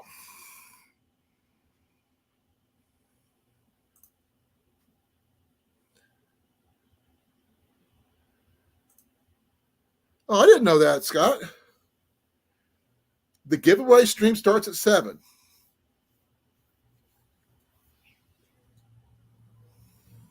Are you talking about you got to be, you have to watch the entire thing to get to the phrase, because that'll be literally the last thing I say in that video on Thursday. As long as people don't say random words, Molly and Jason and Cliff. What random words? Oh, you always know what you do. Their random words are not the words you need to do, comment on below on that video. Do I know what the word's going to be in advance? I don't even have a clue what it is yet. But we're going to find out then. But the drawing for the giveaway is going to be on Tuesday. I'm going to do a live random comment generator thing. It's going to pick a comment from that particular video, and hopefully somebody cool is going to win it. I have no idea who's going to win it. I do know some people said they do not want it. So do not comment on the phrase if you don't want to win.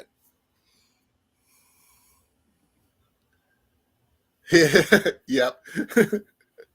You know those three will definitely want to say something at the end of the video because they always do. That's okay. I'm okay with that. But like I said, there's only one item I haven't shown yet. I showed it before. It's a red string holder. That way you can. It's a winder for string. It's got some hooks, got some bobber on there, some weights. That way you can use it for fishing. But all I can say is this: it's a fishing kit. It's a fire kit. It's a water purification kit. I don't know what else you would need. I've got some duct tape in there. They got some sewing needles. I don't have. I mean, you could probably put some Band-Aids in here if you wanted to, into the little Altoids tin. But that's what it's got. That's true, Cecilia. A lot of people have. You have, actually.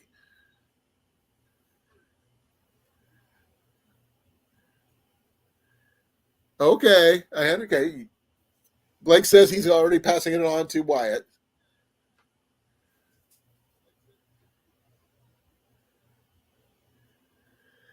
Well, we try to do our best there, Wyatt.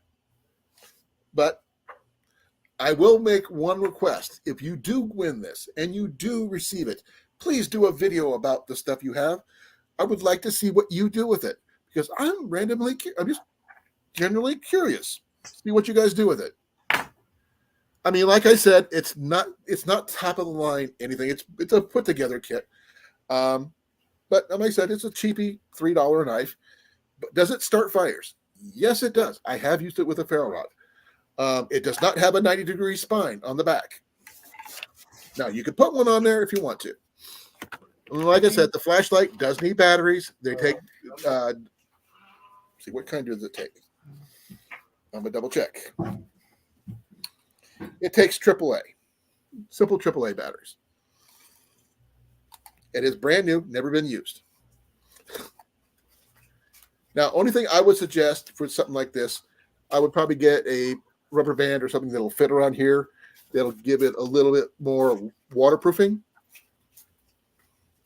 In case your your flashlight gets wet, that kind of thing. But yeah, simple little LED flashlight. It's a Ozark Trails, I think.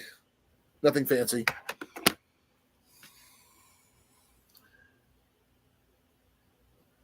I didn't get anything, Cecilia. You can ask Jenny. Remember the lady that was supposed to send us the soap? That's from Cecilia. We never got it, did we? Nope. It's almost the end of October. We have not seen it.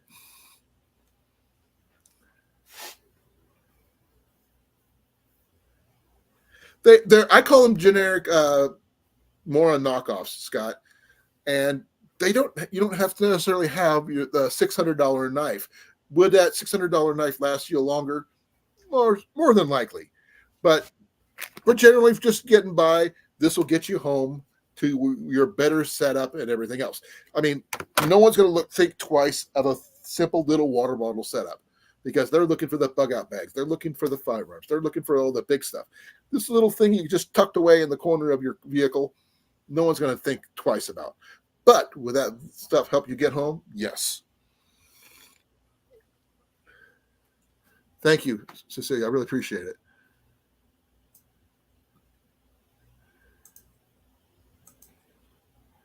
Well, that's cool. That's cool. Wyatt.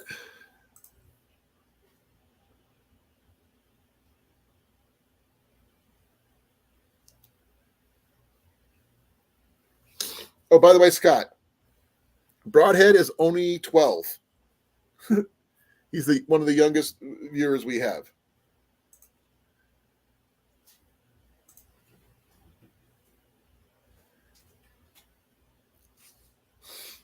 Now, it's been a while since I've given stuff away, but you're getting away. I'm going to show you guys something about the one of my favorite parts of the kit, and that's this piece right here. This is a really freaking nice flint and steel fire starter. The 3-finger fire starter. Well, I call it a 3-finger because it's golden fingers that fit me. But it does work really well. Oh crap! No, you be quiet. No. And like I said, it comes with a couple pieces of flint, some tar cloth, and some coconut husk. And you can use the tin to create more char cloth. You could use the bandana to make more char cloth if you wanted to. Yeah. Well, Miss Cecilia, you've got a good chance as anybody. But like I said, it's got a couple decent sized carabiners. They're not climbing rating, but you can use them for making holders for your bag. You could and everything else, and you can clip the fire grenade in a different location other than the bag, or you can clip it to the outside of the bag if you want to do it that way. That way, you got your matches will guaranteed to start your fire. I did not throw in a lighter because I just don't like sending lighters through the mail because it's just I'm weird that way, I guess. Molly, Jason, what do you guys think? Any questions? Anything I should know? Consider?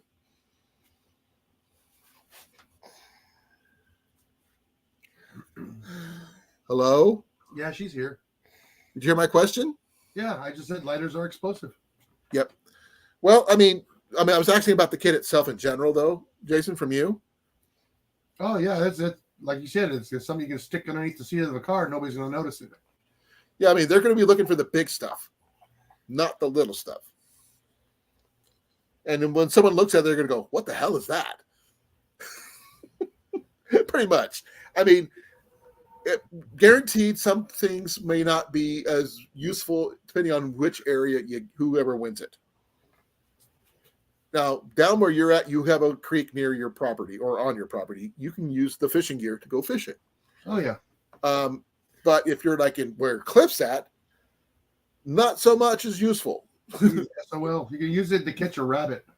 You could probably use the fishing. There is fishing line. Hey, in the survival grenade and on the winder that I'll be sending with it. And I'm sure that if Jeff does it, he's going to do a video on it, or if Scott wins it, he's going to do a video on it. Cecilia, I would love to see you do a video on it, but I don't see Cecilia fishing right off. Fox is on other channels right now. Huh? Fox is on other channels on Tuesday nights. Yes, I know, but Cliff could still win it if he enters on Thursday, which he already said he's not going to enter anyway. But I'm just using him as an example because he's from Albuquerque. And there's not a lot of water to fish in where he's at. Scooter. But he will be here Thursday when I give the code word. And the drawing itself is going to be on next Tuesday. So you have to be at this Thursday's live, because I'm going to give the code word or the phrase, whatever I'm decided to use at the end of that particular live, which you got to comment on that live.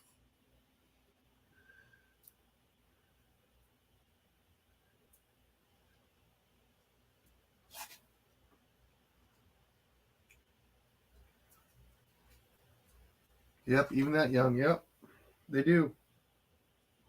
That's cool, Jeff. Oh, way to go. How old is your oldest grandson, Scott? And I didn't realize you were a grandparent. I'm barely a grandparent.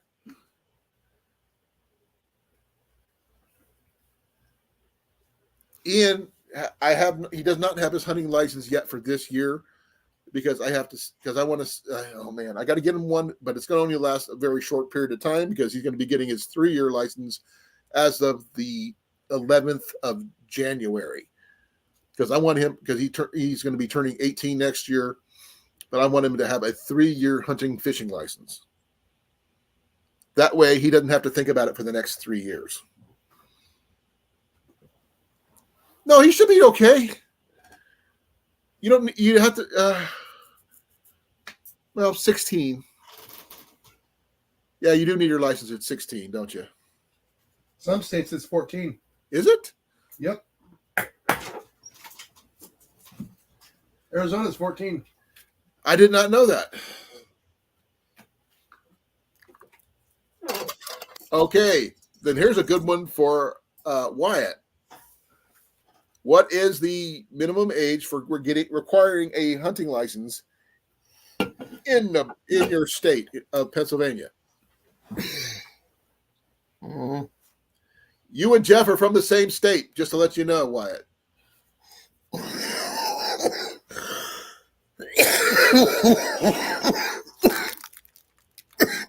It's 16 here for Ian. I do know that.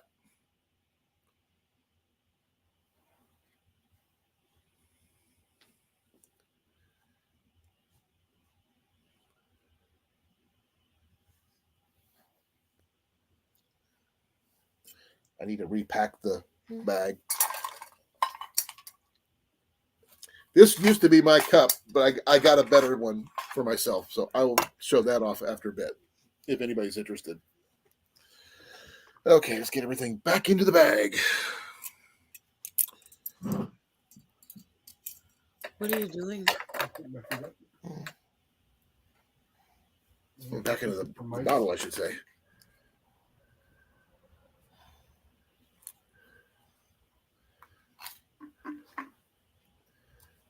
Okay.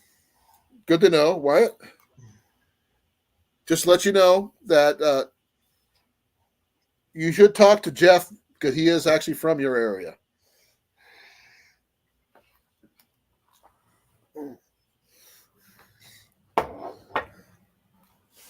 And he has a really good design on a a archery target.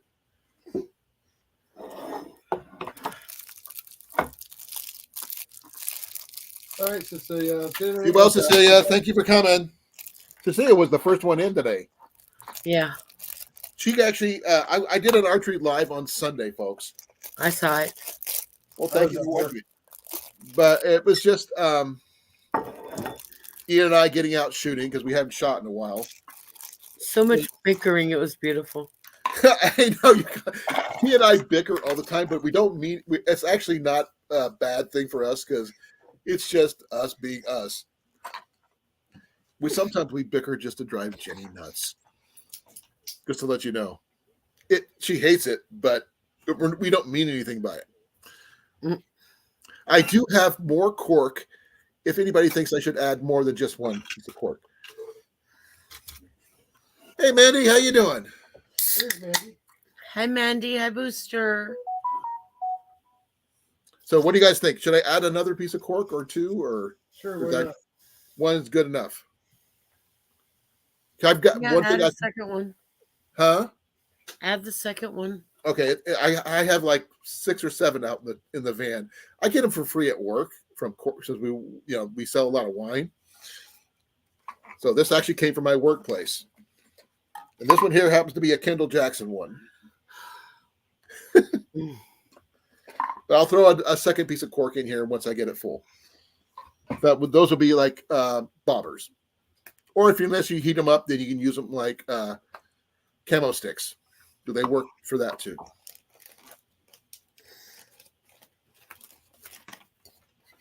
As the saying goes, 1 is none, 2 is 1. I tried to double up on, huh? Put a cork in it. I got more than 1 cork, so yeah, I'm definitely going to put some more cork in it. But I basically try to do a 1 is none, 2 is 1 type of situation with having enough of everything. So, what was that? Double your chances. Well, double mint gum. Yep. The only thing I don't have double on is, I got plenty of fire starters because there's these fire starters and they have one in here too. There's also a ferro rod in there. We got 3 things to start fires with. We have the flint and steel, the ferro rod, and the matches. The only thing we have, there's 2 ways to actually purify water, but we don't have the water itself, that's the tin cup and the flames. You can use it to boil the water to purify your water that way. Or you can use the water purification tabs that it comes with.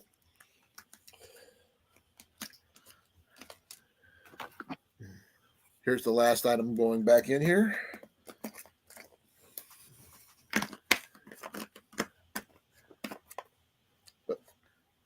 There we go. It's not much, but that's the whole kit minus the bag, which is right here. So, like I said, you can add the carabiners to this around the top and attach those 2 straps to, you can use it as a carrying strap or mini backpack or whatever it is you decide to use it for, or you can use it for a foraging bag to put your stuff in there for tinder, for wild edibles, you name it. So I think I got that covered so you can use this thing more effectively. At least I think so. If I don't, let me know.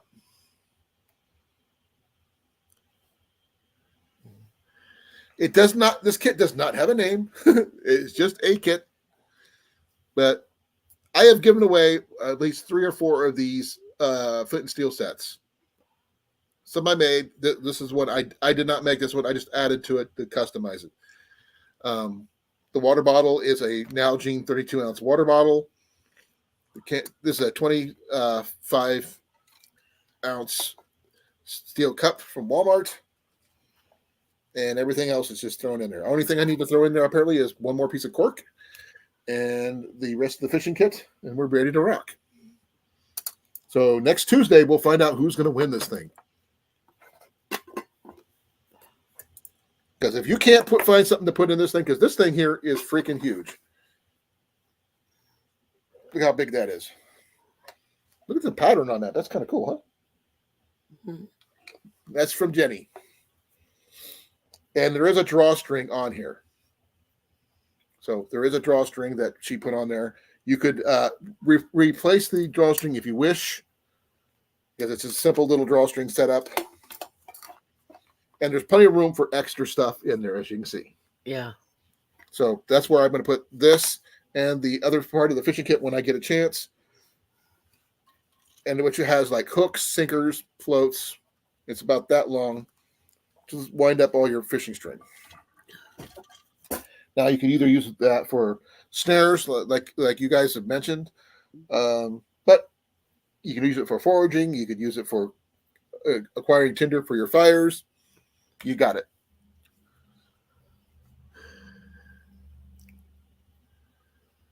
Nice. Set what up, Jeff? His own kit. Oh, if you have a chance to win it, you got a chance to win. I mean, just like I said, you have to comment on the thing at the end of the next Thursday's live, which the drawing will be on Tuesday on Halloween. You don't have to dress up, but it'd be kind of cool if you did, with proof that I know you're dressed up. Now, it would really be funny if Molly went as Jason and Jason went as Molly. Oh.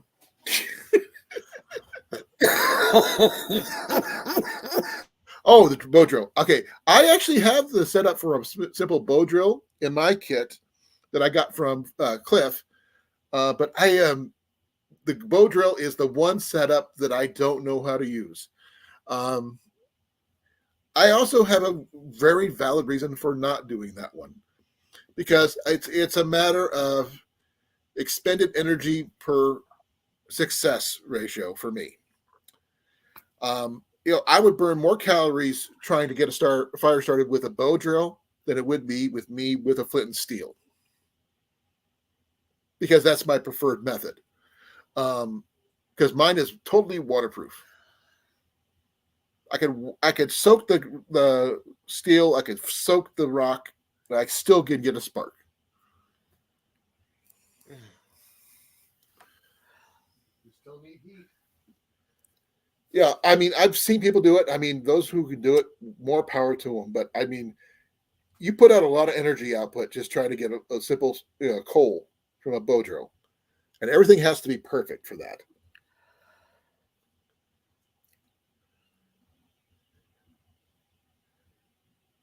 Hey, like I said, Jeff, long as you know what the comment is, and please do not read ahead just to read the comments.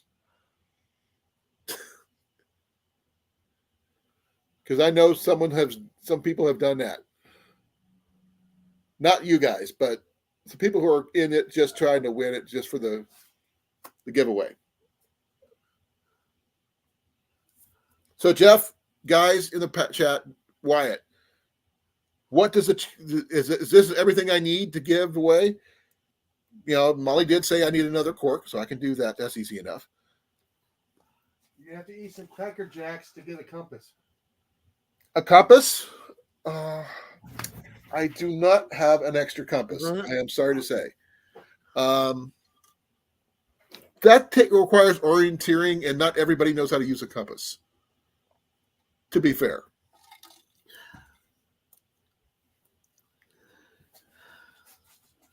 Okay, Scott, if you're going to explain this, you've got enough information to do a video about it. There was a bic. Was there? There's no bic. Do I have a bic right here? Yes, I do. To prove it, I do have a bic right here, but I'm not sending these through the mail.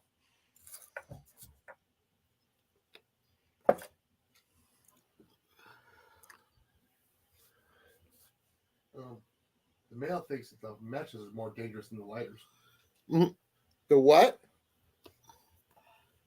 I can barely hear you, Jason. The United States Postal Service says matches are more dangerous than lighters. Really? That's why they don't ship them. Oh, I will mention that the one of the needles is magnetized, so that should count, right? A little. Scooter, get out of there. I think the leather needle is magnetized. Go. Now, I could throw a magnet in there. Just to let you guys know, because I do happen to have more than a few neodymium magnets. Right. As you can see.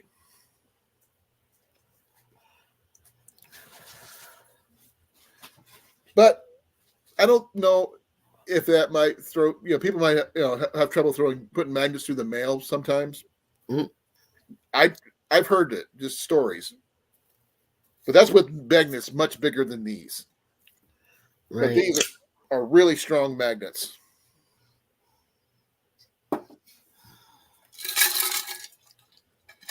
I could throw in some really cheesy matches like these. when I say cheesy, these are from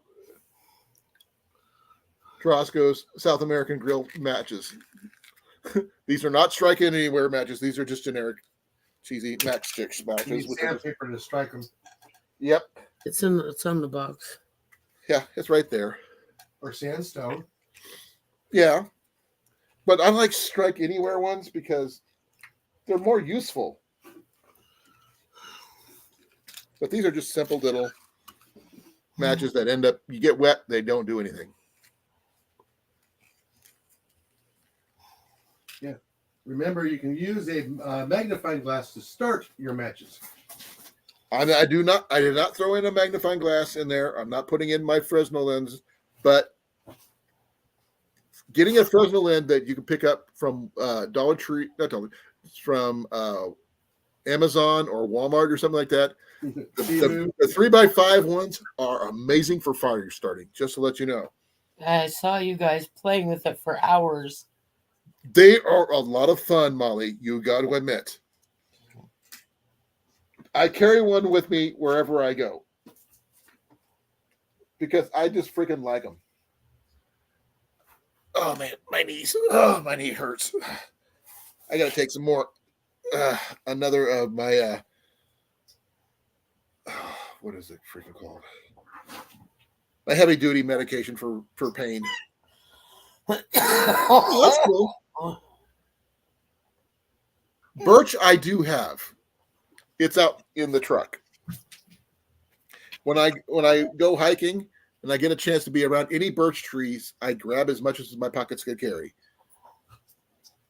Yeah. What's the gift? That's cool, Scott. By the way, Scott, don't forget, you and I have a plan for next spring when the next Watch Your Flea Market is. Because we're going to be, I want to see, let me check when the actual dates are on the first one of the year next year.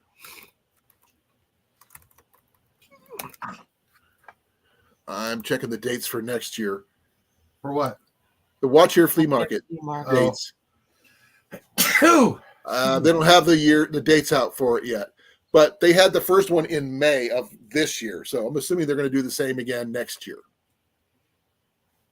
So I'm going to try to do my best to get with Scott, and we're going to do a full day at the Watch Your County Flea Market. We're going to do a scavenger hunt for a bug out bag situation, and maybe do a catch and cook later camp out thing that night with a video or something, just to show people off what we got. And you guys can judge and see how we do. We're going to go camping that weekend too, Scott. I hope you're up for it. Where we're going to camp out, I have no freaking clue, but hopefully it's somewhere nearby. The parking lot? No, can't do it in the parking lot. Outside the parking lot? The parking lot is the street, and they don't allow you to do that. Or people's yards. People charge fees to park $5 to park in their yard. I'm okay with that. It helps people raise money for people. So, and some people actually have some really freaking cool yard sales where they're doing it too. So really, tulip trees? Those things are awesome. So what? The tulip trees, or is that tupai trees? It's topi trees. Topi trees. Okay, sorry. I'm not sure what a topi tree is. I've never heard of it. Well, I am going to check. Let's see here.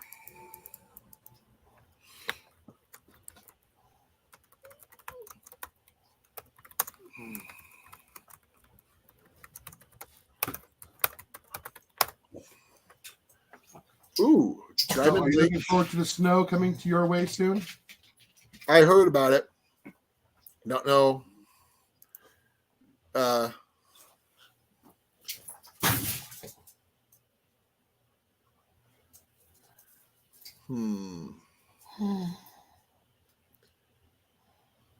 Okay. There's one lake that there's a couple of lakes that are near the area that you can camp at, near the Watch Your County flea market that we can go to afterwards. But I'm going to try to go to the one closest to because it's just a little bit easier. There's 10 of them in the area, and there's one that I've actually been to growing up as a kid. And it's Lake Kioma State Park.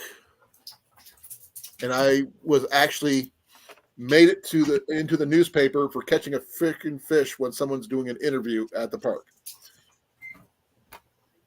Don't ask me how that happened. That just happened. So we could just get a campsite, catch and cook with what we've got from the flea market, and go from there. So we'd have to camp out with what we got, use what we catch, catch stuff with it and all that stuff at the park. What do you guys think? I don't know. What do you think? Well, I'm going to hear what you guys think. I know what I think. I think it's cool, but people would see what people would watch it. That's that kind of thing. Yeah, I'd watch it. And because we'd have to have get some kind of cooking gear.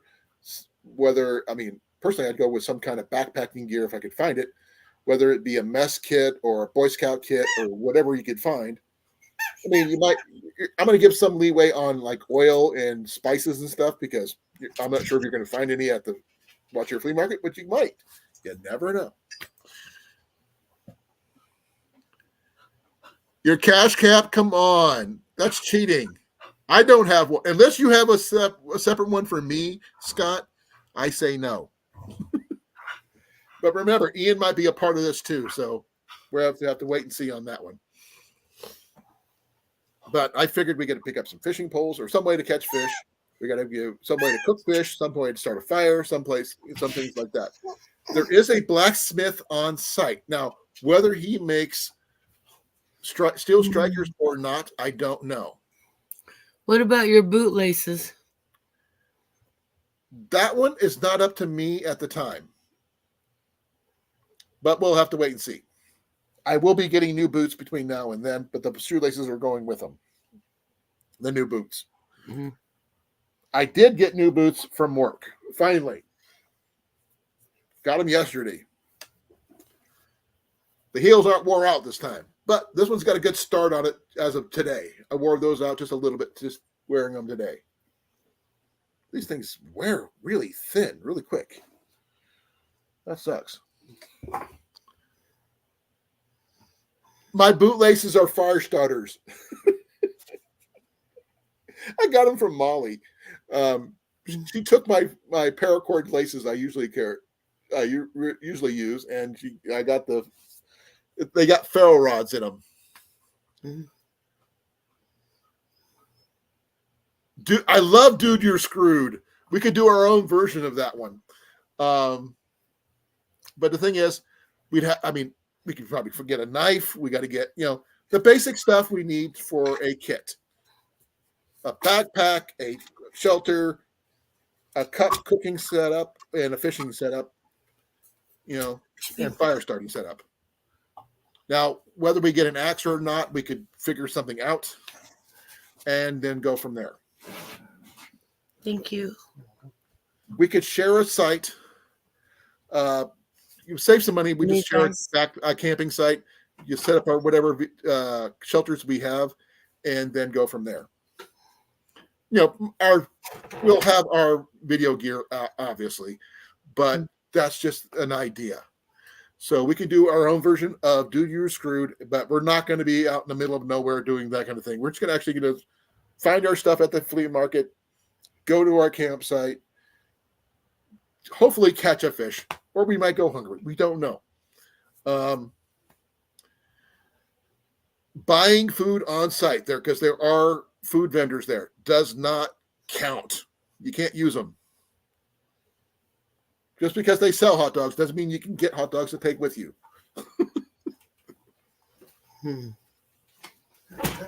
Molly, you would love to watch your flea market, honestly. Yeah. It is a huge 20-acre celebration of stuff. I'm with Jenny. I don't think I could walk it. Until my knee happened, I couldn't walk it very much either. But it is a lot of fun. It is something that you have to experience. She's got a scooter she could use. It's all-terrain scooter. But the next one's not until May. Yeah. I have my regular EDC I carry with me as well, Scott. I'm not worried about that. Thank you. I'm not going to make you strip or throw you into some weird clothes to make you do your stuff in. So that's what they did on Dude, You're Screwed. And I'm definitely not going to chase you down. But we're gonna have a list of stuff that we're gonna have to look for, and it's like a scavenger hunt, and we're gonna show it off when we get done. And that's the stuff we have to use for the overnight.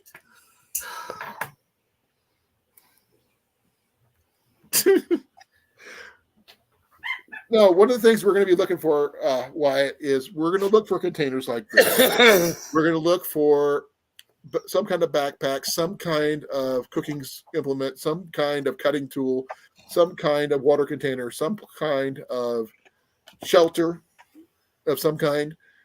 The basics, we're going to just do an overnight with. I mean, it doesn't have to be very fancy. It's going to be bare bones basic, and just hope it doesn't rain and whatever we use doesn't leak because we're going to have we're going to be. I mean, if we happen to find some, like Ian did, he found that Boy Scout homemade hammock for $5. Last time we went. And as Jason knows, it was a hilarious attempt for us to get that thing up. Oh, yeah. Molly got pictures. But the thing is, it was somebody's homemade attempt at making one. And we did get Ian to lay in it. So there was that. But who knows what we're going to find. I mean, a simple tent, a simple backpack, a simple knife, a simple... Is there going to be a budget? I'm not going to throw a budget on this one because if you have change left over, I mean, we say, we could try a $50 budget or a $100 budget and go from there because you're going to have to haggle. There's one thing good about flea markets, you can haggle. Now, I say the real winner is someone who starts with if we start off with a $100 budget and you have whoever has the most change after the night wins. But me, I figured if we just have fun and everybody who watches it because it's fun, I'm okay with that too.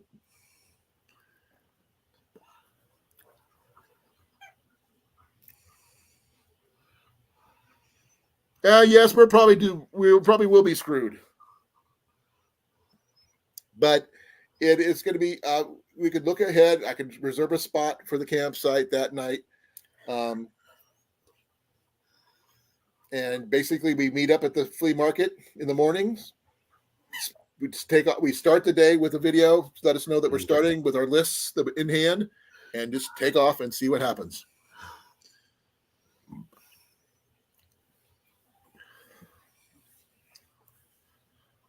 So it will be interesting to see who finds what and what they come up, because what I think would be a really good setup doesn't mean what Scott will find. Right. And it doesn't mean we won't have other people who wish to join us to do the same thing. So the more people to do it, to be totally freaking cool. But we're going to have to wait and see how it turns out. Because we're going to, generally, I got Ian, me, and we got Scott. We got 3 so far. Now, if we had 10 people doing this, oh my gosh, that would be so amazing. We could figure things out. But the thing is, you never know what you're going to find at this thing. I do know cast iron is an easy thing to find. There's a lady who sells flint and steels.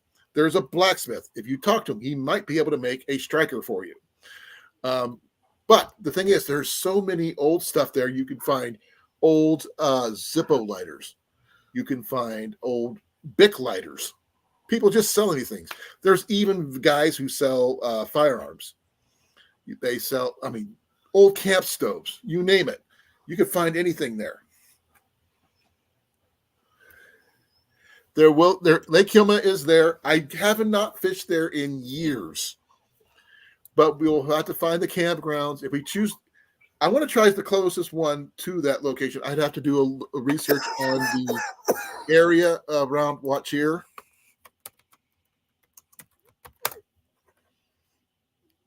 because I want to, the closer we are, the better we are to that location and that kind of thing. It's just been a while since I've been there. I'm about an hour from there, from what to watch here. Give me a second here. I'm going to remember how to get there. It's been a while.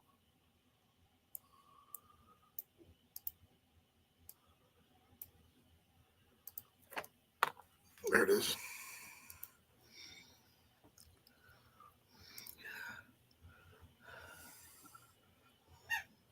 Yeah. Let's see, what's this place? There's quite a few different places nearby that we could go to. Oh, Belvedere Campground. That's a fairly large park that's just down the road from Watch Here. I've never camped there before. It's a fairly large lake. It's really cool. There is another campground near Sigourney that I used to go to when I was a kid. It's an old quarry. It has one site that has really cool fossils. I haven't been there since I was a kid, but it was called Lake Yenorogus. I don't know if it still has it out there or not. Like I said, it's been a while. I'd have to look it up, see if I can find it, because like I said, I haven't been there since I was a teenager. But I don't know if it's still available. Or... He has a question for you. Okay. South. I don't know, South. I'm hoping more, if even one person takes what I'm doing to heart and learn something from it, I've felt that I've done something.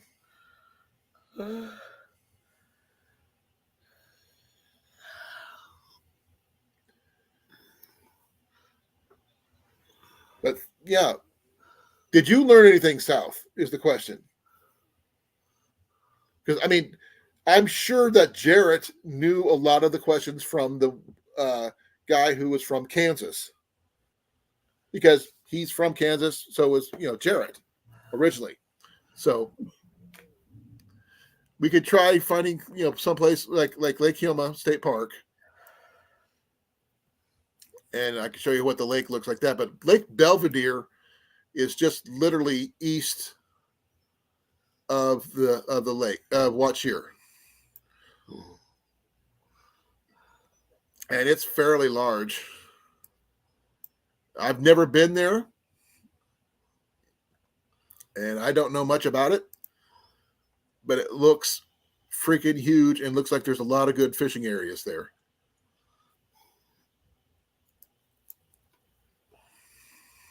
Now, do they have primitive campsites? I don't know. Would be a good way to find a good one there somewhere. But I do know that Lake Yenorogus was a primitive campsite set up from near Sigourney.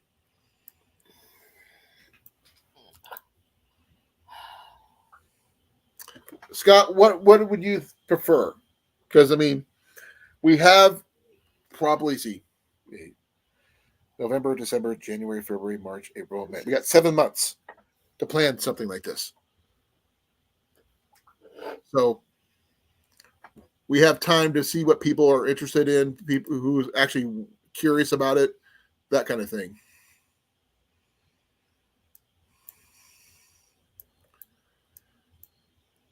I know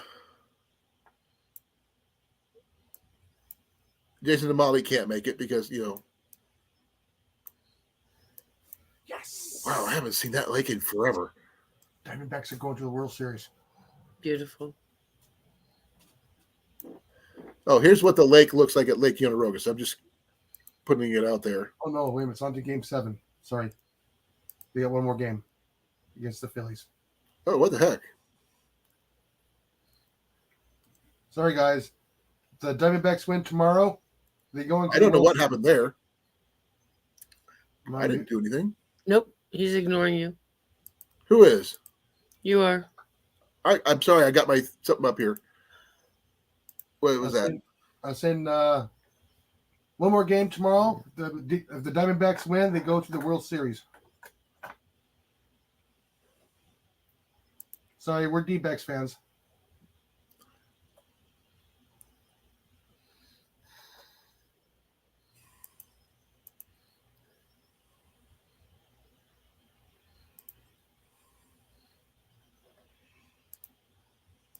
Okay.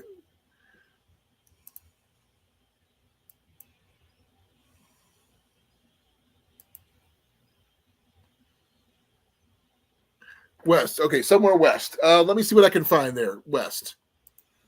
Because we'd have to go from watch here, which is here.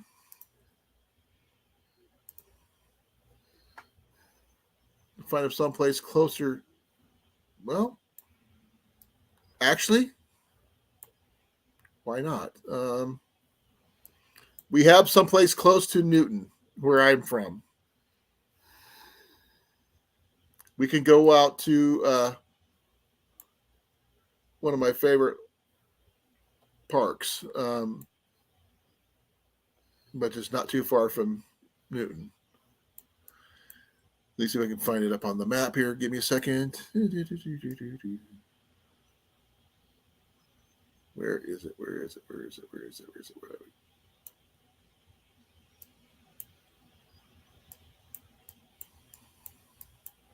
There it is. This is the park that I have. It's called Ken Wolf Lake at Mariposa County Park. There's campsites there. They just remade the lake, literally dredged it out and refilled it, restocked it. There's a boat ramp. There's all kinds of stuff there. There's a dock, and it's not too far from my house. Exactly, South. I'm exactly the same way.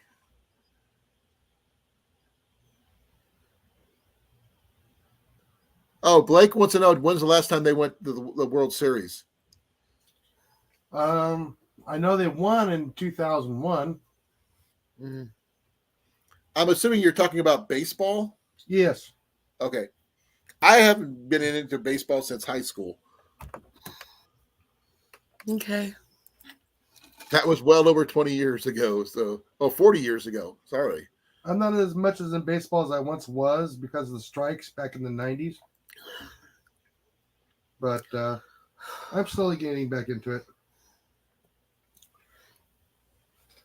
I mean, all I get to see is the scores. I really can't watch it now. But it's nice to have it on when you're doing stuff around the house. Mm-hmm. Okay, Scott, I do have a suggestion for you if you're interested. We could go back to the lake we were at Rock Creek State Park, where we held the gathering earlier this year. The lake itself is huge. If you don't believe me, talk to Jason and Molly and Blake and Cliff, whoever, we were all there. That lake is freaking huge. It is. And we can catch really good fish there. It's just a matter of what you get. Now, that would be interesting. Instead of going with a regular bow fishing setup, I go with a bow fishing setup and try to catch some things like gar or carp or something with a bow for an overnight catching type situation. As long as I have my fishing license, I'm good to go. But that's an idea. But it's all about catching fish, right? Something to cook at the very least. Eating it. So there's that. Now, if I would say just use what you have in your vehicle, that's not fair, Scott. I know what you generally carry. Just like basically what I carry. I always carry a bow with me no matter where I go. By the way, Jason, I figured out the issue with my my reel seat. What's that? Okay, you know where it's cockeyed? Yeah. Okay, there's a video that someone showed me from Three Rivers Archery that they just put a nut on the reel seat, and they once you get it screwed in and it's a little bit cockeyed, back it off with the nut on there. Then once it's straight, crank that nut down into the hole, and it seats it straight. What, the nut's not on that one? Nope, there's no nut on this one. Should have been. Nope. I mean, I don't have the nut on it right now because I need to go pick one up. But basically, you just wrench it down to basically seat the reel up and down. I totally forgot all about that. Yep. And bait will be where you find it. Hmm. Now, there's nothing illegal about using someone else's fish to catch other fish, as long as you don't waste the fish. Now, you might try to go with and you find a cast net. Use that, and that works too. I mean, just a catch and cook or a catch and cook, whatever you want to do.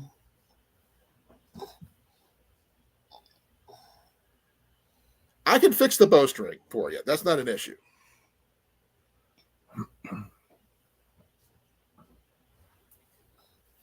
How close are some people to the Orlando area? I know how to fix it. Yes, you can use the eye off of my fish if you need to. I spy with fish. But I'm a generous person. If I get more than one, I'm going to share with you guys anyway. So it doesn't really matter. It's not a competition fish wise. I just I would think it'd be really cool to see if someone did it. Because there's no prizes other than we're making some decent quality video. And bragging rights. And a little bit of bragging rights doesn't hurt anybody either. But the thing is, I just think it would be a fun idea. Get a chance to go experience the flea market, see what we can find, show off some really cool stuff, and see, show what you can do with it. And if we have a fun trip at the same time, it's a win-win-win-win-win situation.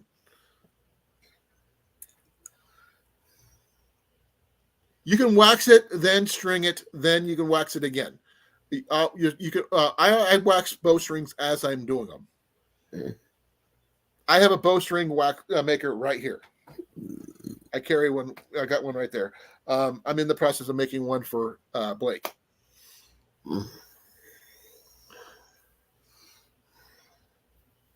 Well, we'll see what we can find. You might find some jigs. I saw a lot of jigs and fishing gear for sale. I literally bought my bow fishing reel at the flea market. So there's a lot of stuff we can figure out. Like I said, if we want to go with the Rock Creek State Park where we had the gathering this year, that is a really freaking cool spot. And you can have up to 6 people on that spot, each campsite in tents. More if it's family. And as we all were at the campsites, we know that we were all family anyway. Right, guys? Right. Yep. So, yeah. I have wax. I have a lot of wax. In there. I just can't see them. I even have, simple paraffin wax there too. But I have, regular honey. You can find honey at the flea market. We can find raw beeswax there too. Like I said, the flea market has everything. You just got to know where to, you got to find it. I'm going to do a quick, when we do it, we're going to have our list. We're going to show our list that we got to go. Basically, we're not going to have names of stuff we're going to look for. We're going to have descriptions of stuff we're looking for, like shelter. We're going to find container, whatever. It's our job to find what we have. So if you need stuff, just let me know. I carry bowstring wax with me. I'll have my fishing kit with me, whatever it is. I mean, I don't have a bow fishing arrow to save my life, but I'm still looking for one. I was planning on going to the Letcher County flea market the other day, but I was sick. My daughter did go, and she had a blast. And she'd never been to one before. Her boyfriend has been there, but she hasn't. So she found a lot of cool stuff while she was there. Oh man, I wish I could took Molly and Jason with me because I mean, even Cliff, you guys would have had such a blast there. Well, you set it up for the wrong weekend.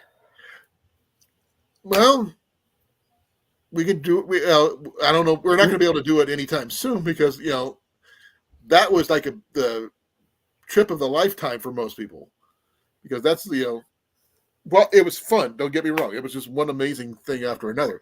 It's just one of those. Hey guys, I got some more information on the extreme field target. Why don't you go ahead? I got to use the restroom. Oh, commercial. Oh, commercial. Well, after the commercial, after these messages, I'm going to go use the restroom. Yeah. Well. No, these bad. Ouch. I got to go to the doctor tomorrow. Yeah, I actually got the address. Ow. So whoever's in Florida or Georgia area, it's going to be near the Orlando area on the 1st and 2nd of December. If you're a spectator, you will have to pay $10 and sign a waiver because you're entering the facility. Okay. And that would be a great time to get a nice, get your cameras out, go out and actually film it. This is going to be their first annual air gun field target there in Florida. They're calling this one Extreme. So who's all in the chat still? I don't know if South Florida's still in here or Blake. The only two people I know that are in that area that might be interested in going. Have you said I could borrow some of your socks? Yeah, I'm going to go ahead and get the address here. Okay. Hold on, I can't hear you. You were saying? Well, okay. It's in Treasure Island Avenue. That's funny. Let me see. Copy address.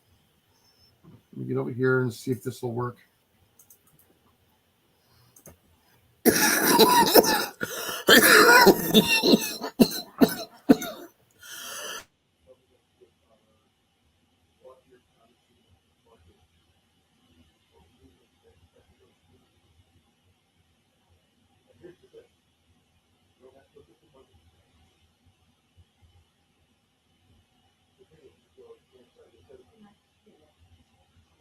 That's the event right there.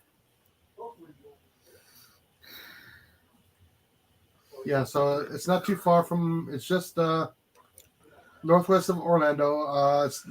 It's actually they're calling it Leesburg area.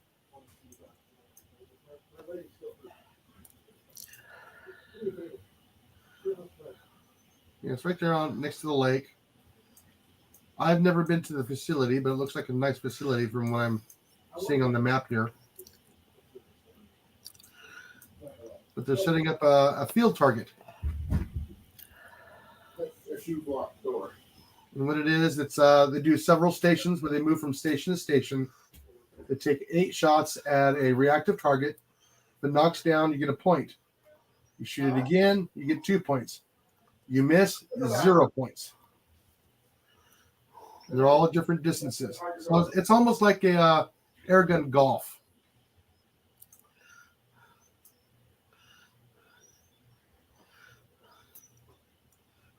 So it's quite interesting if anybody's ever seen it before.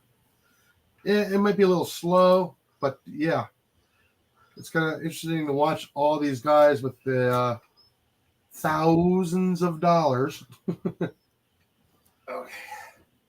of equipment. And every once in a while, you get this one guy that walks up in there with an inexpensive setup. Okay, I'm back. It's very high scores. Right.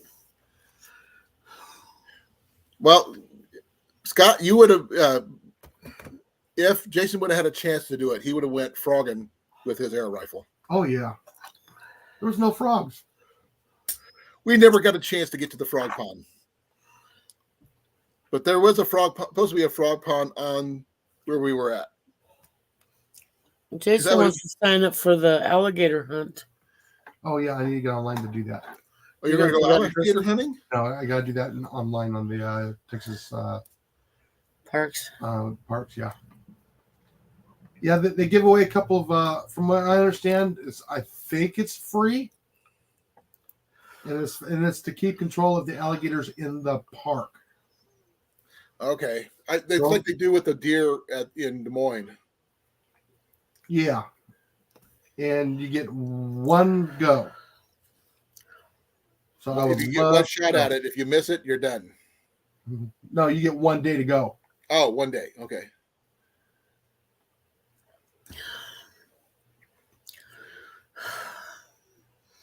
It's almost 10 o'clock. Yeah, I think I'm going to close it down, folks, because I'm pretty tired. And yeah, I'm fighting a headache. Huh? I'm fighting a headache. I'm sorry, Molly. I hope you feel better soon. My knee is killing me. I just took a hydrocodone, so it's going to be kicking me in the butt really freaking soon. Yeah, those things take a half an hour. I'm going to see about going to the doctor tomorrow, about getting myself checked out.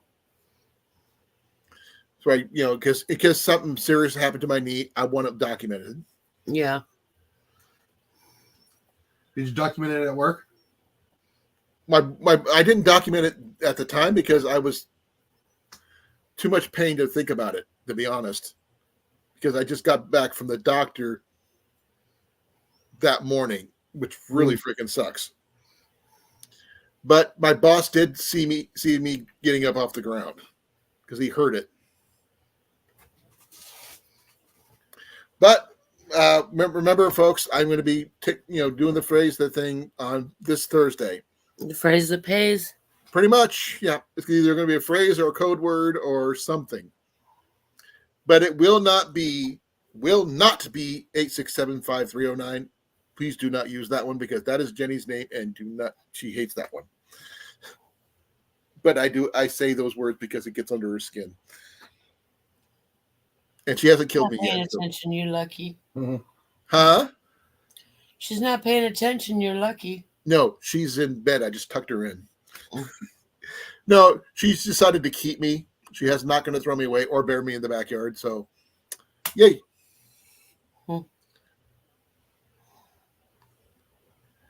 But right now, I'm going to let you guys go because I am freaking tired. Alrighty. And my knee is freaking sore. Yeah. Put my feet up and get myself some time to wind down, wait for my medicine to kick in before I can actually get some sleep and go from there. All right. Well, have a good night. Have a good night. Be well. Thank you guys again for the awesome Bowhunter safety course this session. We've got 100%. Way to go. And I will see you on tomorrow on Molly and Jason's channel. Yes. Good night, everybody. Good night. Good night. Be well. I'm out of here in 5, 4, 3, 2. And no Cliffy to say anything.